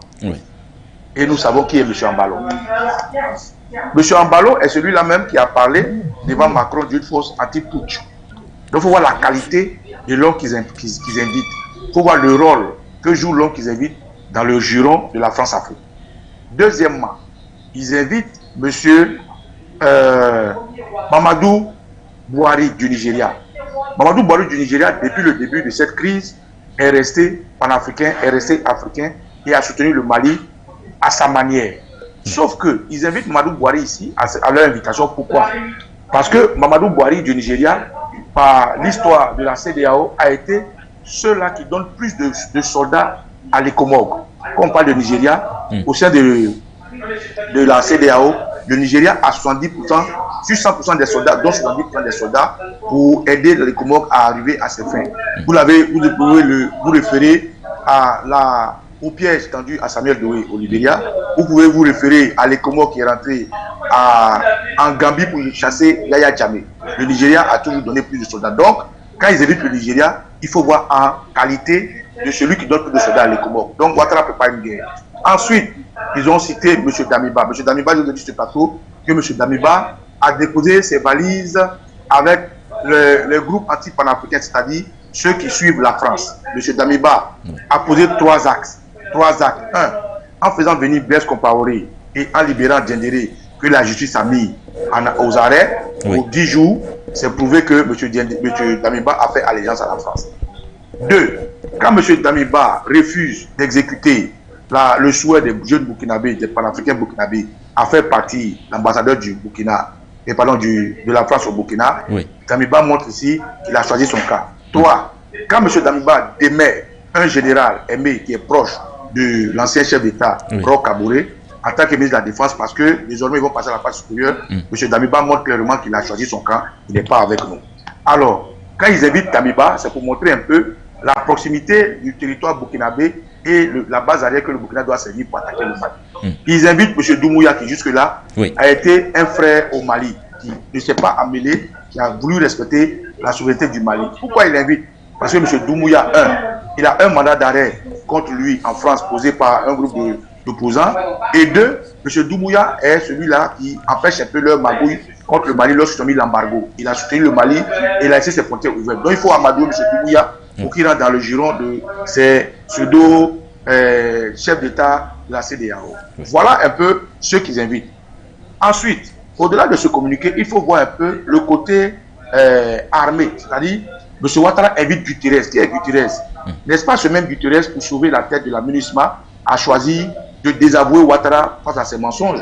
N'est-ce pas ce même Guterres qui aujourd'hui a été invité? Pourquoi on invite Guterres? Parce qu'ils veulent que Guterres valide leur intention de vouloir faire la guerre au Mali en utilisant 2 termes. Le terme otage qu'ils utilisent est utilisé sciemment. Parce que quand on parle d'otage, le preneur d'otage est un bandit. Donc aujourd'hui, ils veulent explicitement montrer que le pouvoir du Mali est un pouvoir de bandits et de terroristes. C'est ce qu'ils veulent dire. Parce que quand on parle d'otage au 22e siècle d'un pays, on parle de terrorisme, on parle de grand banditisme, on parle de brigands. Donc, explicitement, ils traitent Assimi Goïta de brigand et ses camarades. Donc, quand on parle à Guterres de venir surveiller cette histoire, c'est pour avoir culture pour bombarder et attaquer officiellement le Mali par tous les moyens. Cela, on peut le voir par l'attaque du président Laurent Gbagbo, qui s'est passé de la même manière. Pendant que Ouattara négociait, il faisait un secret à Abidjan. Par l'attaque de Kadhafi, par Nicolas Sarkozy, pendant qu'ils négociaient, ils ont demandé un mandat à l'ONU qui n'ont pas respecté.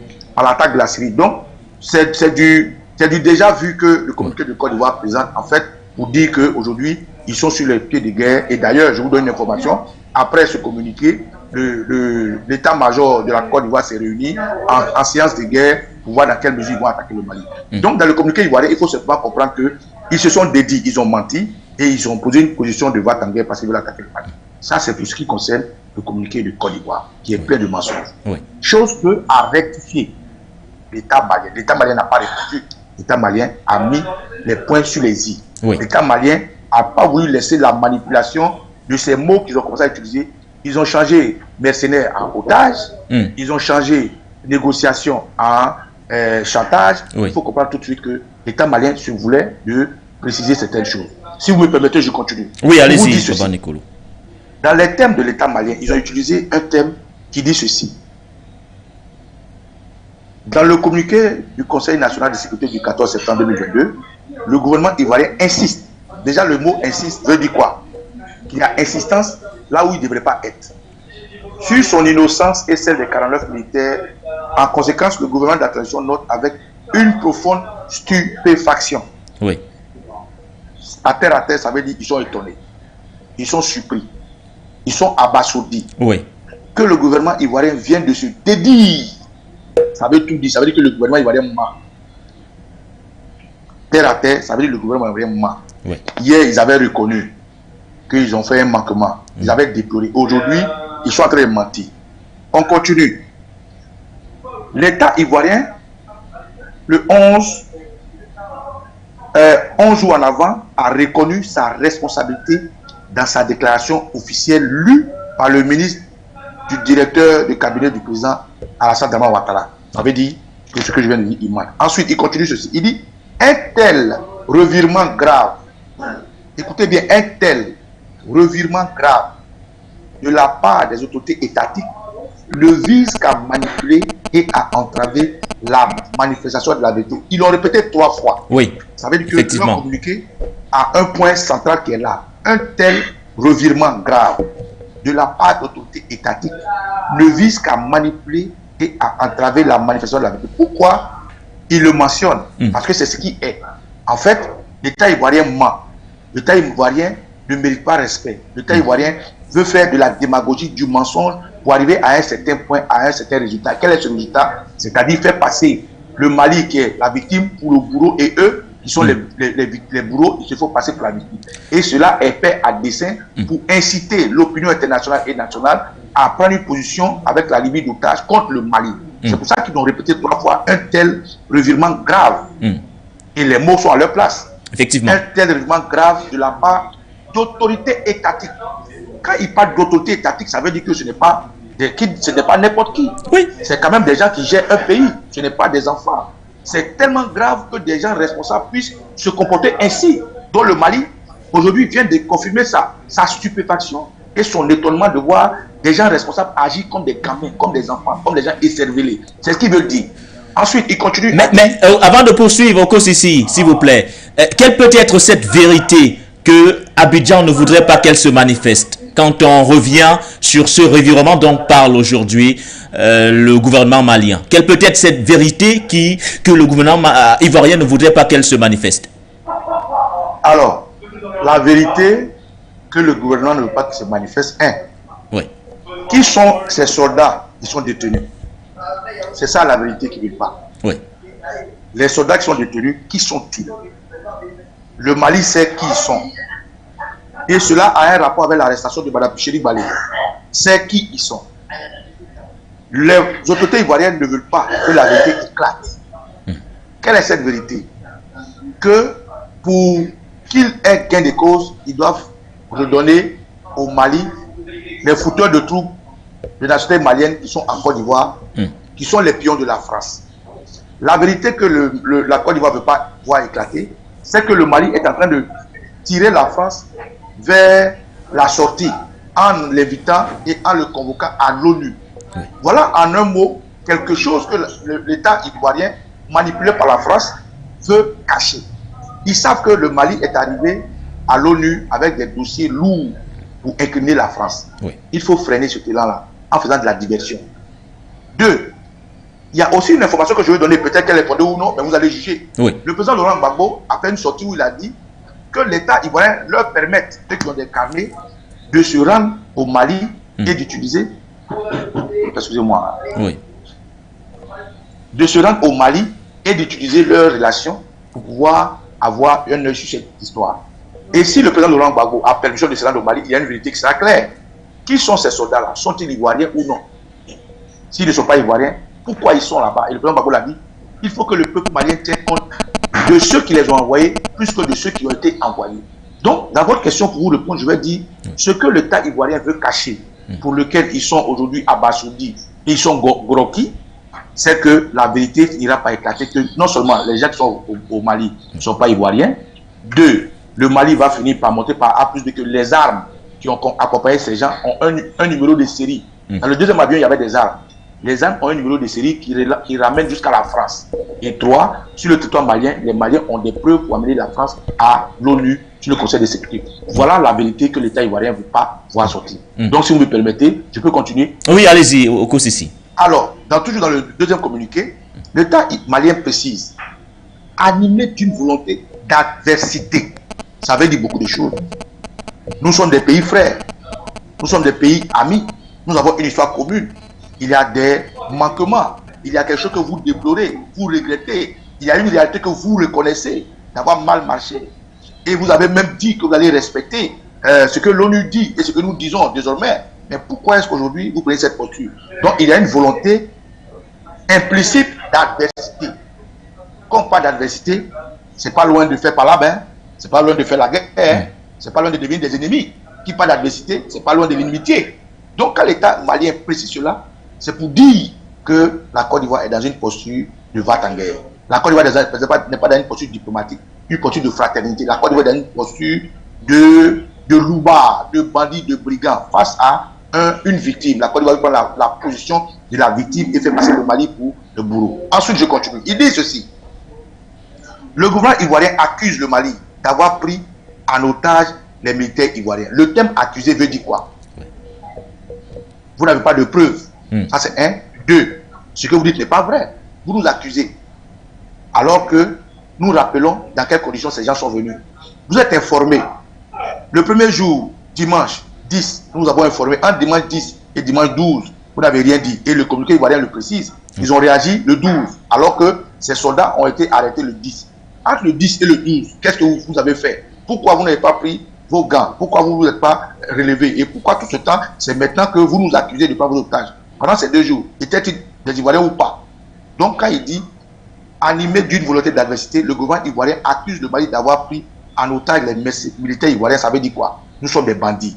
C'est nous qui sommes allés en Côte d'Ivoire enlever vos soldats. C'est pour ça que vous nous accusez. Et de rappeler ceci, la partie la plus intéressante, écoutez ça. Le gouvernement de la transition souligne que c'est exclusivement, ça veut dire quelque chose de très fort, le droit légitime que possède le président Assimi Goïta, le pouvoir que lui a donné le peuple malien, son droit de poser ce qui suit. Écoutez, ils disent, le gouvernement de la transition souligne que c'est exclusivement en sa qualité de président du Conseil supérieur de la magistrature, ça veut dire quoi?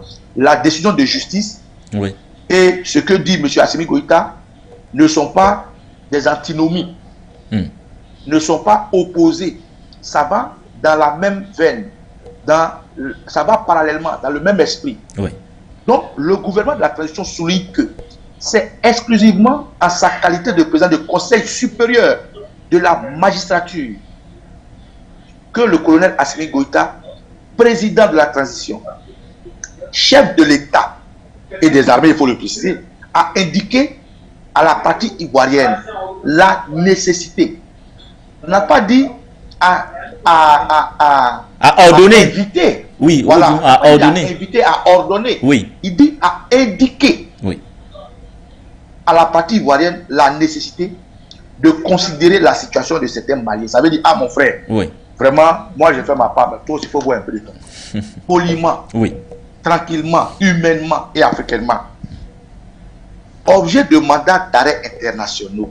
Nous avons des bandits chez vous. Frère, comme vous aussi aujourd'hui vous avez été maladroit, vous avez reconnu vos manquements. On n'a qu'à s'entraider. Il y a des gars là-bas, j'ai mes bandits là-bas, il faut me les donner, pardon. Les gars, voyez un peu, c'est ce qu'il a dit. Il n'a ni ordonné, il n'a ni invité le peuple ivoirien, il n'a ni sommé. On dit il a simplement indiqué à la partie ivoirienne la nécessité. Vous voyez? Et c'est cette attitude-là, là où l'État malien répond maintenant pour leur dire, c'est cette attitude responsable. Le terme responsable veut dire que les autres en face sont irresponsables. C'est cette attitude responsable du président de la transition qui a été malheureusement perçue par les autorités ivoiriennes comme étant une punition. Ça veut dire quoi? En terre à terre. Ça veut dire que les autorités ivoiriennes ne comprennent pas français. Pourtant, les épicuriens, quand je parle des épicuriens, je parle des adeptes de la rue Le Pic, des adeptes de Ouattara. Parce qu'ils ne sont mi-figues, mi-raisins. Pour la plupart, ce n'est pas des Ivoiriens. C'est des Maliens, Ivoiriens, Maliens qui nient d'être Maliens. C'est des Ivoiriens burkinabés qui nient d'être burkinabés. C'est des Ivoiriens guinéens qui nient d'être guinéens. Donc, ils n'ont pas... C'est des no-mesclans. C'est des gens qui sont nés dans un no-mesclan qui est la rue Le Pic. Donc, je leur donner cette expression de l'épicurien, les adeptes de Ouattara. Il faut les dissocier des vrais Ivoiriens que nous sommes, qui aimons la vérité, qui soutenons le panafricanisme et qui soutenons le peuple malien au nom de la vérité. Parce que le peuple malien a raison. Donc, quand je dis l'épicurien, il faut comprendre que c'est les adeptes de Ouattara, les FDR, les mammouths, ceux qui sont adeptes de la rue Le Pic. Donc, c'est l'épicurien là, se moque du peuple malien. Ils disent que le peuple malien s'exprime toujours en bambara. Ils ne comprennent pas français. Mais ici, le peuple malien vient de leur donner une paire de gifles pour leur dire, c'est vous qui ne comprenez pas français. Ce que a dit Assimi Goïta, c'est cette attitude responsable du président de la transition qui a été malheureusement, ils disent malheureusement perçu. Ça veut dire quoi? Ils n'ont pas compris le message. Ils n'ont pas vu la valeur de ce qu'il disait. Ils n'ont pas vu la qualité de son propos. Eux, comme ils ne sont pas intelligents, ils ne comprennent pas français, ils ont perçu comme étant un une parole de prise d'otage comme étant une parole musclée, alors qu'il n'en était rien. Oui, et justement, comment on en est arrivé là? On parle aujourd'hui de prise d'otage au Kosisi Baba Nicolo. À leur arrivée à l'aéroport Modibo Keïta, on parlait d'un contingent de rotation de la MINUSMA. Puis, ils ont été interpellés. On parlait, bien sûr, de mercenaires. Ensuite, on a évoqué des militaires. Et aujourd'hui, on parle de prise d'otage. Comment on en est arrivé là? Alors, c'est fait exprès. C'est fait exprès. Parce que le thème otage, vous êtes un bon journaliste. Oui. Vous maîtrisez la langue de Molière. Le thème otage est un thème qui appelle beaucoup de choses. Lorsqu'on parle d'otage, le preneur d'otage devient tout de suite un bandit. Oui. Le preneur d'otage devient un homme à arrêter par tous les moyens. Le preneur d'otage devient un homme qui n'est pas crédible, qui est dangereux. Et dans le communiqué ivoirien, vous avez entendu. Ça veut dire de façon indirecte, Abidjan accuse les autorités maliennes d'être, entre guillemets, des bandits. Je ne sais pas trop si on analyse ça dans ce sens-là. Non, non, même pas de façon indirecte, directement. Il n'y a pas de façon indirecte. Ils l'ont dit. Quand tu dis otage à quelqu'un, ce n'est pas indirect, c'est un mot qui a tout son sens. Quand le Mali dit ils sont stupéfaits de voir le gouvernement ivoirien insister, chaque mot à sa place. Oui. Nous sommes dans la diplomatie. Effectivement. Quand ils utilisent le thème d'otage, ce n'est pas indirect. Ils montrent du doigt le côté malhonnête du peuple malien. Oui. Pour ne pas dire de ses dirigeants. Ils montrent du doigt le côté gangstériste de Assimi Goïta. Ils montrent du doigt, comme eux-mêmes l'ont toujours dit, gente. Vous voyez, ils ont du respect pour Damiba, ils ont du respect pour Doumbia, mais ils n'ont pas du respect pour Assimi Goïta. Vous voyez, ils continuent d'appeler Assimi Goïta la gente. C'est des insultes qui suivent le mot otage. Oui. Otage, pourquoi? C'est des bandits qui ont fait un coup d'État, qui ont pris nos soldats, qui sont allés travailler. Dans leur communiqué, ils disent ils sont allés travailler légalement. Alors que ici, dans le communiqué, il est dit, excusez-moi si vous permettez. Oui. Ici, dans le communiqué, il est dit, pour de la même manière, le directeur en charge des questions africaines du ministère des Affaires étrangères de la République fédérale d'Allemagne, reçu en audience le lundi 7 août 2022 au ministère des Affaires étrangères de la coopération internationale, avait clairement indiqué qu'aucune agence allemande, encore moins gouvernementale, n'avait de lien contractuel avec les éléments ivoiriens arrêtés à l'aéroport. Donc, ils ont toutes les preuves pour dire que c'est des mercenaires. Donc, quand ils utilisent le thème otage ici, ils veulent délibérément montrer qu'ils vont passer à la phase de guerre. Ils veulent implicitement impliquer l'ONU, la CEDEAO, l'Union africaine, parce qu'ils ont invité Macky Sall, que j'ai oublié de citer. Vous savez qui est Macky Sall? Macky Sall est allé au Mali, il a échoué de ramener les 49 soldats. Macky Sall est allé voir Poutine pour les Africains pour aller déballer du blé. La moitié du blé s'est rentré en brousse sous injonction de Nicolas Sarkozy. Donc quand il appelle Macky Sall, que j'ai oublié de citer, lorsque j'ai cité tous ces gens-là, il faut comprendre quelque chose. Donc le thème otage est en réalité pour faire passer le peuple malien pour les bourreaux. Le thème d'otage est utilisé explicitement pour que toutes ces forces-là viennent accorder au peuple ivoirien pour attaquer le Mali. Et rappelez-vous, avec grande honte, la CEDEAO quittera tous les pays africains, tous les pays ouest africains pour se rendre à Washington, au Conseil des Nations Unies, pour aller juger le cas malien. Donc ici, la Côte d'Ivoire est arrivée sur le terrain de guerre. La Côte d'Ivoire veut faire la guerre au Mali. Voilà pourquoi ils utilisent le thème otage. Quand on parle d'otage, vous avez regardé des films quand même de Lourdes. Effectivement. Quand on parle d'otage, c'est toute une armée qui se mobilise pour déstabiliser, enlever, tuer même peut-être ces preneurs d'otages. Vous comprenez? Donc, c'est délibérément qu'ils l'ont fait. Ce n'est pas indirectement. Je voulais dire ça. Donc, voilà un peu la lecture que je fais de ces deux communiqués qui finissent d'ailleurs par ceci. L'État malien, dans son communiqué, a mis en garde la CEDEAO. Il dit ceci. Aussi, il indique à la CEDEAO que l'affaire des 49 mercenaires ivoiriens est purement judiciaire et bilatérale. D'ailleurs, ça rejoint ce que disait monsieur le porte-parole de l'armée, comment il s'appelle, monsieur Maïga, quand il disait le premier ministre par intérim. Le premier ministre, c'est exclusivement que le président Assimi Goïta a indiqué. Donc ce communiqué rejoint ici pour dire à la CEDEAO, ça ne vous concerne pas. Que l'affaire des 49 mercenaires ivoiriens est purement judiciaire et bilatérale. C'est une histoire de justice, c'est une histoire entre deux pays. Mais est-ce qu'il ne faut pas craindre que dans les tout prochains jours, avec justement cette réunion de la commission de la CEDEAO, que le Mali se retrouve isolé, c'est-à-dire seul face Oui. Alors, pour répondre à cette question, on dit que le Mali met en garde contre toute instrumentalisation. Pour répondre à votre question, oui. Le Mali met en garde contre toute instrumentalisation de la CEDEAO par les autorités ivoiriennes pour se soustraire de leurs responsabilités vis-à-vis du Mali. Oui. Donc, quand vous posez la question, est-ce que le Mali sera seul? Le Mali sera seul par rapport à quoi? Par rapport à qui? Par rapport à des gens qui se soustraient de leurs responsabilités. C'est la responsabilité d'un État à un autre État. C'est pour ça qu'ils ont dit bilatéral. C'est la responsabilité de la Côte d'Ivoire de faire cette démarche vis-à-vis de son frère malien pour régler ce problème. Ce n'est pas la responsabilité d'un autre pays. Donc, si tout autre pays veut instrumentaliser la CEDEAO, le Mali les met en garde déjà. Parce que le Mali a de bons rapports avec tous les pays. Le Mali a de bons rapports avec les pays de la CEDEAO et des pays de l'Union africaine. Le Mali a de bons rapports avec des partenaires comme la Russie, la Chine et autres, qui sont des partenaires de poids.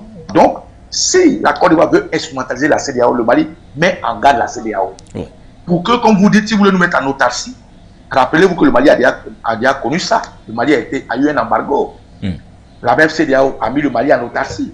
Mais ça n'a pas marché, puisque la Mauritanie, l'Algérie, la Guinée et certains pays, le Togo, ont été là à cause du Mali.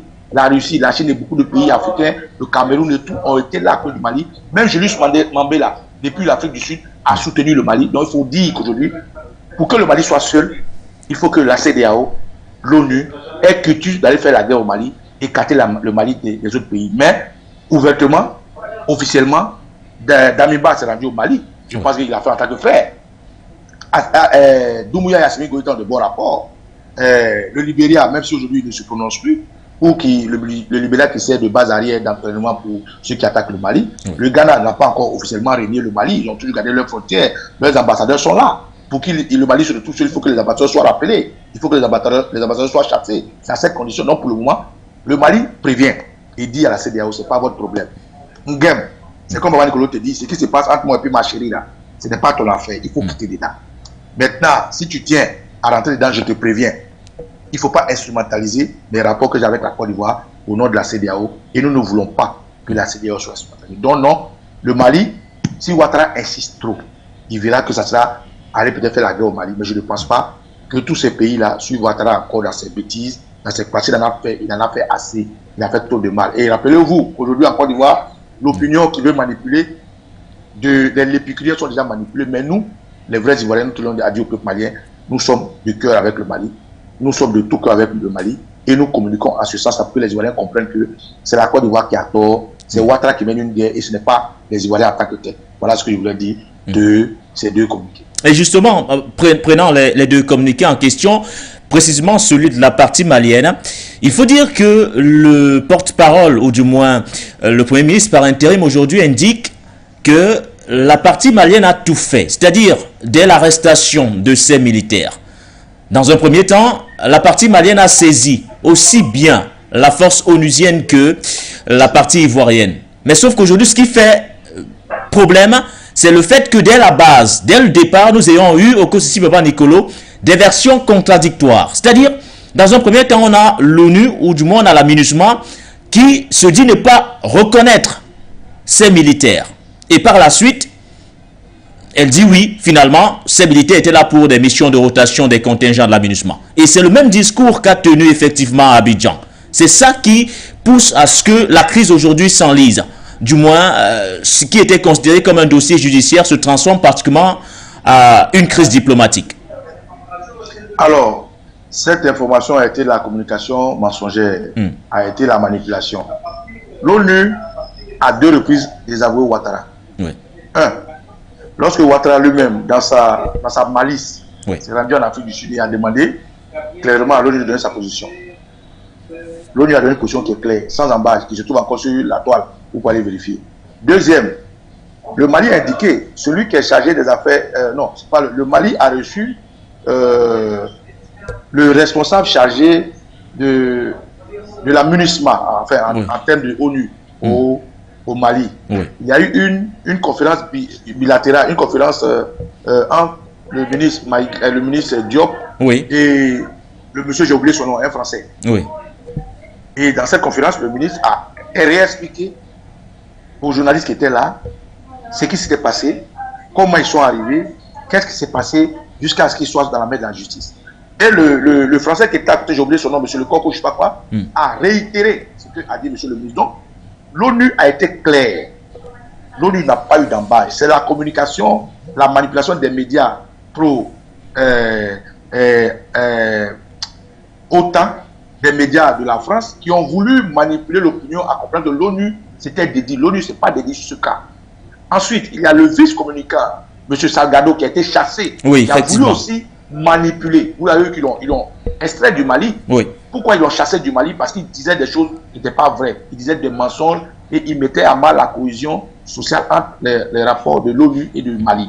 C'est pour ça que l'ONU n'a pas eu de mal à accepter son rejet. Donc, l'ONU a été clair dessus. L'ONU a désavoué 2 fois, de façon claire, l'existence de cette force qui travaillerait pour la MINUSMA. La preuve, l'ONU a précisé qu'il y a des contingents ivoiriens qui font partie de leur mission, qui sont situés à Gao et à Tombouctou. Et le nom, l'ONU l'a donné. Donc, il n'y a pas d'embâche, il n'y a pas d'amalgame à ce niveau. Ensuite, les forces allemandes qui ont été taxées de sous-louer ces services-là, aussi, ici, dans le communiqué, c'est dit que les forces allemandes ne les reconnaissent pas. Les forces allemandes ont nié les avoir engagés. Donc, sur cette position, il n'y a pas eu d'ambiguïté. Le message il est clair, à part qu'il y ait de la manipulation de communication. Nous sommes en guerre de communication, vous savez ce que ça veut. Ça veut dire, et les Jeunes Afrique, et puis tiens, considérant Jeune Afrique, si vous me pouvez dire le nom, certains otages, Jeune Afrique a été le premier qui l'utilisait depuis la semaine passée.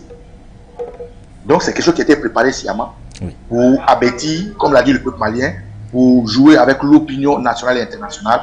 Donc non, l'ONU a été claire sur cette position. L'ONU n'a pas eu d'ambiguïté. D'ailleurs, l'invitation de Guterres, vous allez voir que les jours à venir, ça ne va pas de porter de fruits parce que Guterres ne peut pas se dédier. Parce qu'il est dans une institution comme ça où surtout la Russie et la Chine, ils peuvent tout faire. Mais il y a des choses sur lesquelles ils ne peuvent pas jouer. Donc aujourd'hui, tout le monde attend les preuves du Mali au Conseil des Nations. Nous attendons que Guterres nous donne une date, des calendriers, nous allons suivre comment le Mali va décloter la France. C'est ce qui nous intéresse. Ce que Ouattara fait, c'est de la diversion, c'est la honte. Il ne sait pas à quoi s'en tenir maintenant. Donc il faut aller jouer les battes en guerre, mais qui sache que le Mali est prêt. Le Mali est préparé. Quand on voit les partenaires du Mali, l'Afrique du Sud, qu'on ne cite jamais, quand on voit l'Algérie, qu'on ne cite pas assez, quand on voit, comment dirais-je, le Nigeria, quand on voit la Chine et puis tous les alliés de la Russie, la Côte d'Ivoire, Ouattara n'a pas intérêt à soulever n'importe quel avion pour le Mali, sinon tout de suite, nous, on attend ça pour qu'il soit dégommé et rentré chez nous. Alors, certainement, on va ressortir par là, Oko Sessi Baba Nicolo, dans le communiqué lu en direct, bien sûr, la télévision nationale malienne, le ministre par intérim, le premier ministre par intérim, le colonel Abdoulaye Baïga, indique que le président Assimi Goïta a sollicité d'Abidjan de reconsidérer la situation de certains Maliens. On parle surtout de la procédure d'extradition de ces personnalités maliennes qui sont aujourd'hui sous le coup d'un mandat d'arrêt international. Pourquoi vous pensez que l'échange semble si difficile aujourd'hui? Pourquoi Abidjan ne voudrait pas, du moins, considérer cette proposition faite par la partie malienne? Parce que ça fera, je te réponds simplement, ça fera une preuve de plus que la France veut descendre le Mali, c'est tout. Parce que Karim Keïta, pourquoi il a fui pour aller au Mali et en Côte d'Ivoire? C'était l'agent de la France qui faisait passer les armes de la France aux terroristes, à Azawad et autres. Si vous n'avez pas l'information, je vous donne. Karim Keïta, le fils de Ibeka, c'était l'agent de la France. C'est par lui, les soldats de Barkhane et les soldats de Takuba faisaient passer les armes pour donner aux terroristes. C'est Karim Keïta qui convoyait. C'est une preuve vivante. Donc, retourner un monsieur comme Karim Keïta au Mali, ça serait aggraver les preuves du Mali qui déstabilisent les preuves du Mali contre la France qui déstabilise le Mali. Ensuite, Boubou Cissé. Boubou Cissé, c'est celui-là qu'on a attrapé avec l'audio contre Ouattara.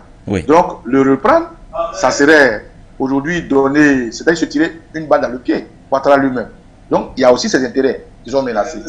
Ensuite, celui qui a fait, s'il dit quelque chose, qui a fait le communiqué en Côte d'Ivoire en disant qu'il était président, de remettre au Mali, c'est montrer clairement que voilà, la France est tombée, finie. Et la France ne veut pas ça. En fait, la position de Ouattara n'est pas vraiment de son fait. Ouattara aujourd'hui, il nous fait pitié, parce qu'il est entre le fait et l'enclume. Vous voyez, Ouattara aujourd'hui est pris au piège par la manipulation que la France a toujours utilisée. Ouattara est comme Pinocchio et Geppetto. Geppetto, c'est un marionnettiste qui a fait une marionnette qu'on appelle Pinocchio. Et tant que cette marionnettiste ne bouge pas les fils, mais Pinocchio ne bouge pas la marionnette. Non, Ouattara est tout. Ouattara et la France, c'est une histoire de marionnettiste à marionnette. Donc aujourd'hui, si vous voyez la position comme ça, que Ouattara ne veut pas donner des sondages, chose qu'il a fait hier, il faut préciser qu'aujourd'hui, ce qui crie, il crie au loup.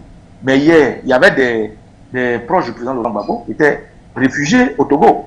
Un monsieur comme Lida Kwasi, vous pouvez vérifier, il a été extradé pour Ouattara. Il y a de la jurisprudence qu'il faut respecter. Ouattara a fait extrader M. Lida Kwasi, lui aussi, pour les activités subversives dont il taxait M. Lida Kwasi de le faire, à tort ou à raison. Ouattara a fait extrader le commandant Jean-Noël Abeille du Ghana en Côte d'Ivoire. Vous connaissez le plus illustre, Charles Blé Goudé. Vous savez comment il a été extradé. Il a été menotté, débarqué en Côte d'Ivoire, avec comme un trophée de guerre. Ouattara a fait extrader Jean-Yves Dibopieux, NS général Lafessi. Donc ce qui reproche aujourd'hui au Mali, pourquoi est-ce qu'il devrait donner ceux-là qui sont sous bonne garde, qui sont sous sa protection? Mais pourquoi est-ce que quand il s'agissait des Ivoiriens, proche du président Laurent Gbagbo qui l'a fait, c'est-à-dire il n'a pas tenu compte de ça? Là, il y a jurisprudence. Donc il faut comprendre clairement que Ouattara est aujourd'hui instrumentalisé, bon, depuis tout le temps instrumentalisé par la France, mais cette fois-ci, il a chaud aux fesses. La France lui dit, si tu t'es trompé à t'amuser à donner quelqu'un au Mali, nous allons te descendre. Donc Ouattara joue sa survie dans ce dossier-là. Il n'a pas intérêt. Il n'a même pas intérêt. Sinon la France va l'abattre, comme ils ont abattu Kadhafi, comme ils ont voulu abattre le président Laurent Gbagbo, comme ils ont abattu tous les chefs d'État africains, depuis Thomas Sankara, Lumumba et autres. Si Ouattara s'amuse, ils vont l'abattre. Donc Ouattara joue ici, quelqu'un, excusez-moi du thème, qui a ses couilles dans les mains de la France et qui a ses couilles aussi dans les mains du Mali. Donc il est pris au piège. Voilà comment vous pouvez comprendre cette histoire. Ouattara ne peut pas donner ces gens-là. Ça ferait des preuves supplémentaires pour le Mali, pour déstabiliser et déculotter la France qui depuis longtemps est en train de foutre l'Afrique dans un monde de France africain aujourd'hui qui s'éveille. Mais ce qu'il faut retenir avant de finir, Ouattara se trompe d'époque, il se trompe de peuple et il se trompe de moment. Aujourd'hui, c'est toute l'Afrique qui regarde le Mali. Aujourd'hui, c'est toute l'Afrique qui tient le Mali. Aujourd'hui, c'est toutes les caméras. Nous tous sommes des journalistes. Nous avons nos caméras. Quand tu fais quelque chose, on t'appelle. Donc aujourd'hui, là, c'est pas comme hier où ils avaient menti pour que le président Gbagbo soit bombardé. C'est pas comme hier où ils avaient menti pour que le Mali, la Guinée, le Niger soutiennent Ouattara sous prétexte que les terres musulmans étaient là. C'est pas comme hier où aujourd'hui la communauté internationale, les Obama, les Cameroun, les Nicolas Sarkozy, les Angela Merkel, les Ouatt se sont ligués contre l'Afrique. Aujourd'hui, là, la vérité sort du jour. Aujourd'hui, For You Media permet à l'Afrique et à la Côte d'Ivoire de comprendre que Ouattara mais il ment pour sa survie parce qu'il est pris par les couilles par la France, il est pris par les taux entre le fer et la queue par le Mali. Et je sais que le Mali va bientôt finir avec ce petit caillou qui est dans sa chaussure. Ouattara, c'est vraiment terminé. Avant de vous... il a perdu toute la confiance du peuple malien et de tous les Africains. Le minimum de respect qu'ils avaient pour lui, vous avez vu. Quand le Mali dit, pour finir, excusez-moi, quand le Mali dit, c'est avec... quand le Mali dit, contrairement à la déclaration de l'autorité malienne, quand le Mali dit... comment il dit, c'est avec beaucoup de grande préoccupation et profonde stupéfaction, vous comprenez qu'il dit à Ouattara, ah grand frère, tu mens, tu mens, hein? C'est ce qu'il veut dire. Et avant de vous laisser partir au cours ici, la question fondamentale qu'on se pose ce matin, que peut réellement espérer Abidjan en saisissant la commission de la CEDEAO? Alors, là, Abidjan vient de se tirer une balle à le pied. Parce que, comme vous avez vu dans le communiqué, hein, la CEDEAO a été avertie. Le Mali fait partie de la CEDEAO, qui le veut ou non. Le Mali est dans la géolocalisation, membre de la CEDEAO. Le Mali est en Afrique de l'Ouest. Même si actuellement le Mali est suspendu du fait de la situation politique. Le Mali est suspendu. Le Mali a des fonctionnaires qui travaillent à la CEDEAO. Est-ce qu'ils ont été éjectés? Le Mali a des ambassadeurs qui sont dans tous les pays de la CEDEAO. Est-ce qu'ils ont été éjectés? Vous comprenez? Le Mali garde toujours le franc CFA. Qui accompagne l'UEMOA, qui accompagne la CEDEAO, ou bien est-ce que le Mali a été éjecté? Il faut que le Mali soit totalement éjecté de la monnaie, de sa position géographique et même de l'armée, parce que le Mali aussi a des soldats qui sont aussi présumés des soldats de l'ECOMOG. Est-ce que tout ça le Mali a levé? La BOAD, qui est la banque de l'Afrique la banque de la CEDEAO, la BOAD, Banque africaine de quoi, je sais pas quoi, de quoi là. Le Mali aussi a des fonctionnaires là-bas. Est-ce que tout ça là, toutes ces structures-là, on les a enlevées? Tant qu'ils sont dans ces structures, le Mali fait partie à part entière de la CEDEAO. C'est pour ça que le Mali d'ailleurs avertit la CEDEAO. Ne vous laissez pas instrumentaliser de cette lâcheté de Ouattara. Ne vous laissez pas instrumentaliser pour un vieux con, un vieux fou qui va prendre ses responsabilités. Nous sommes devant lui. C'est un problème bilatéral. C'est entre lui et nous. CEDEAO qui était là. On va régler. C'est un vieux sénile, un vieux fou, un vieux con qui ne sait pas prendre ses responsabilités, c'est loin des thèmes, mais c'est un vieux malade Aujourd'hui, Ouattara, il a un problème de mémoire. Non. Mais laissez-nous, on va régler ça. Les enfants là vont l'ONU, vont le décloter, sont gros calissons avec tous ces lépicuriens vandales, tous ces gangsters, tous ces brigands. On va quand même rester mesuré.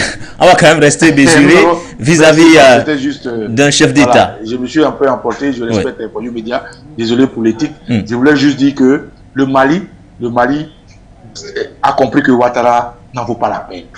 Mais je vais vous dire pour finir. En fait, le Mali n'a pas de problème avec la Côte d'Ivoire. Le Mali a un problème avec celui qui envoie la Côte d'Ivoire, c'est-à-dire la France. La Côte d'Ivoire n'est qu'un petit caillou dans sa chaussure, dont le Mali va se débarrasser bientôt. D'ailleurs, je pense que c'est terminé là. Dès l'instant où le Mali dit, grand frère, tu mens, hein? Mais quand la Côte d'Ivoire fait ça, qu'est-ce que la Côte d'Ivoire espère, comme vous le dites? La Côte d'Ivoire peut-être espérer que la CEDEAO prenne les armes pour aller tuer Assimi Goïta. La Côte d'Ivoire espérait que l'ONU donne aval et quitus, que la CEDEAO amène les Comores au Mali, comme ils ont fait avec Yaya Jammeh, comme ils l'ont fait en envoyant les casques bleus de l'ONU pour commander la présidence du Gbagbo, comme ils l'ont fait avec Kadhafi. Donc voilà ce que la Côte d'Ivoire espère. Ils espèrent la guerre, parce que Ouattara, c'est un battant guerre.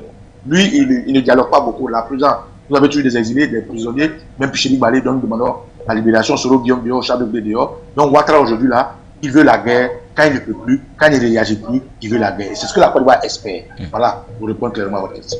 Merci à vous. Et surtout, bon début du week-end à vous. Au coup, c'est Baba Nicolo.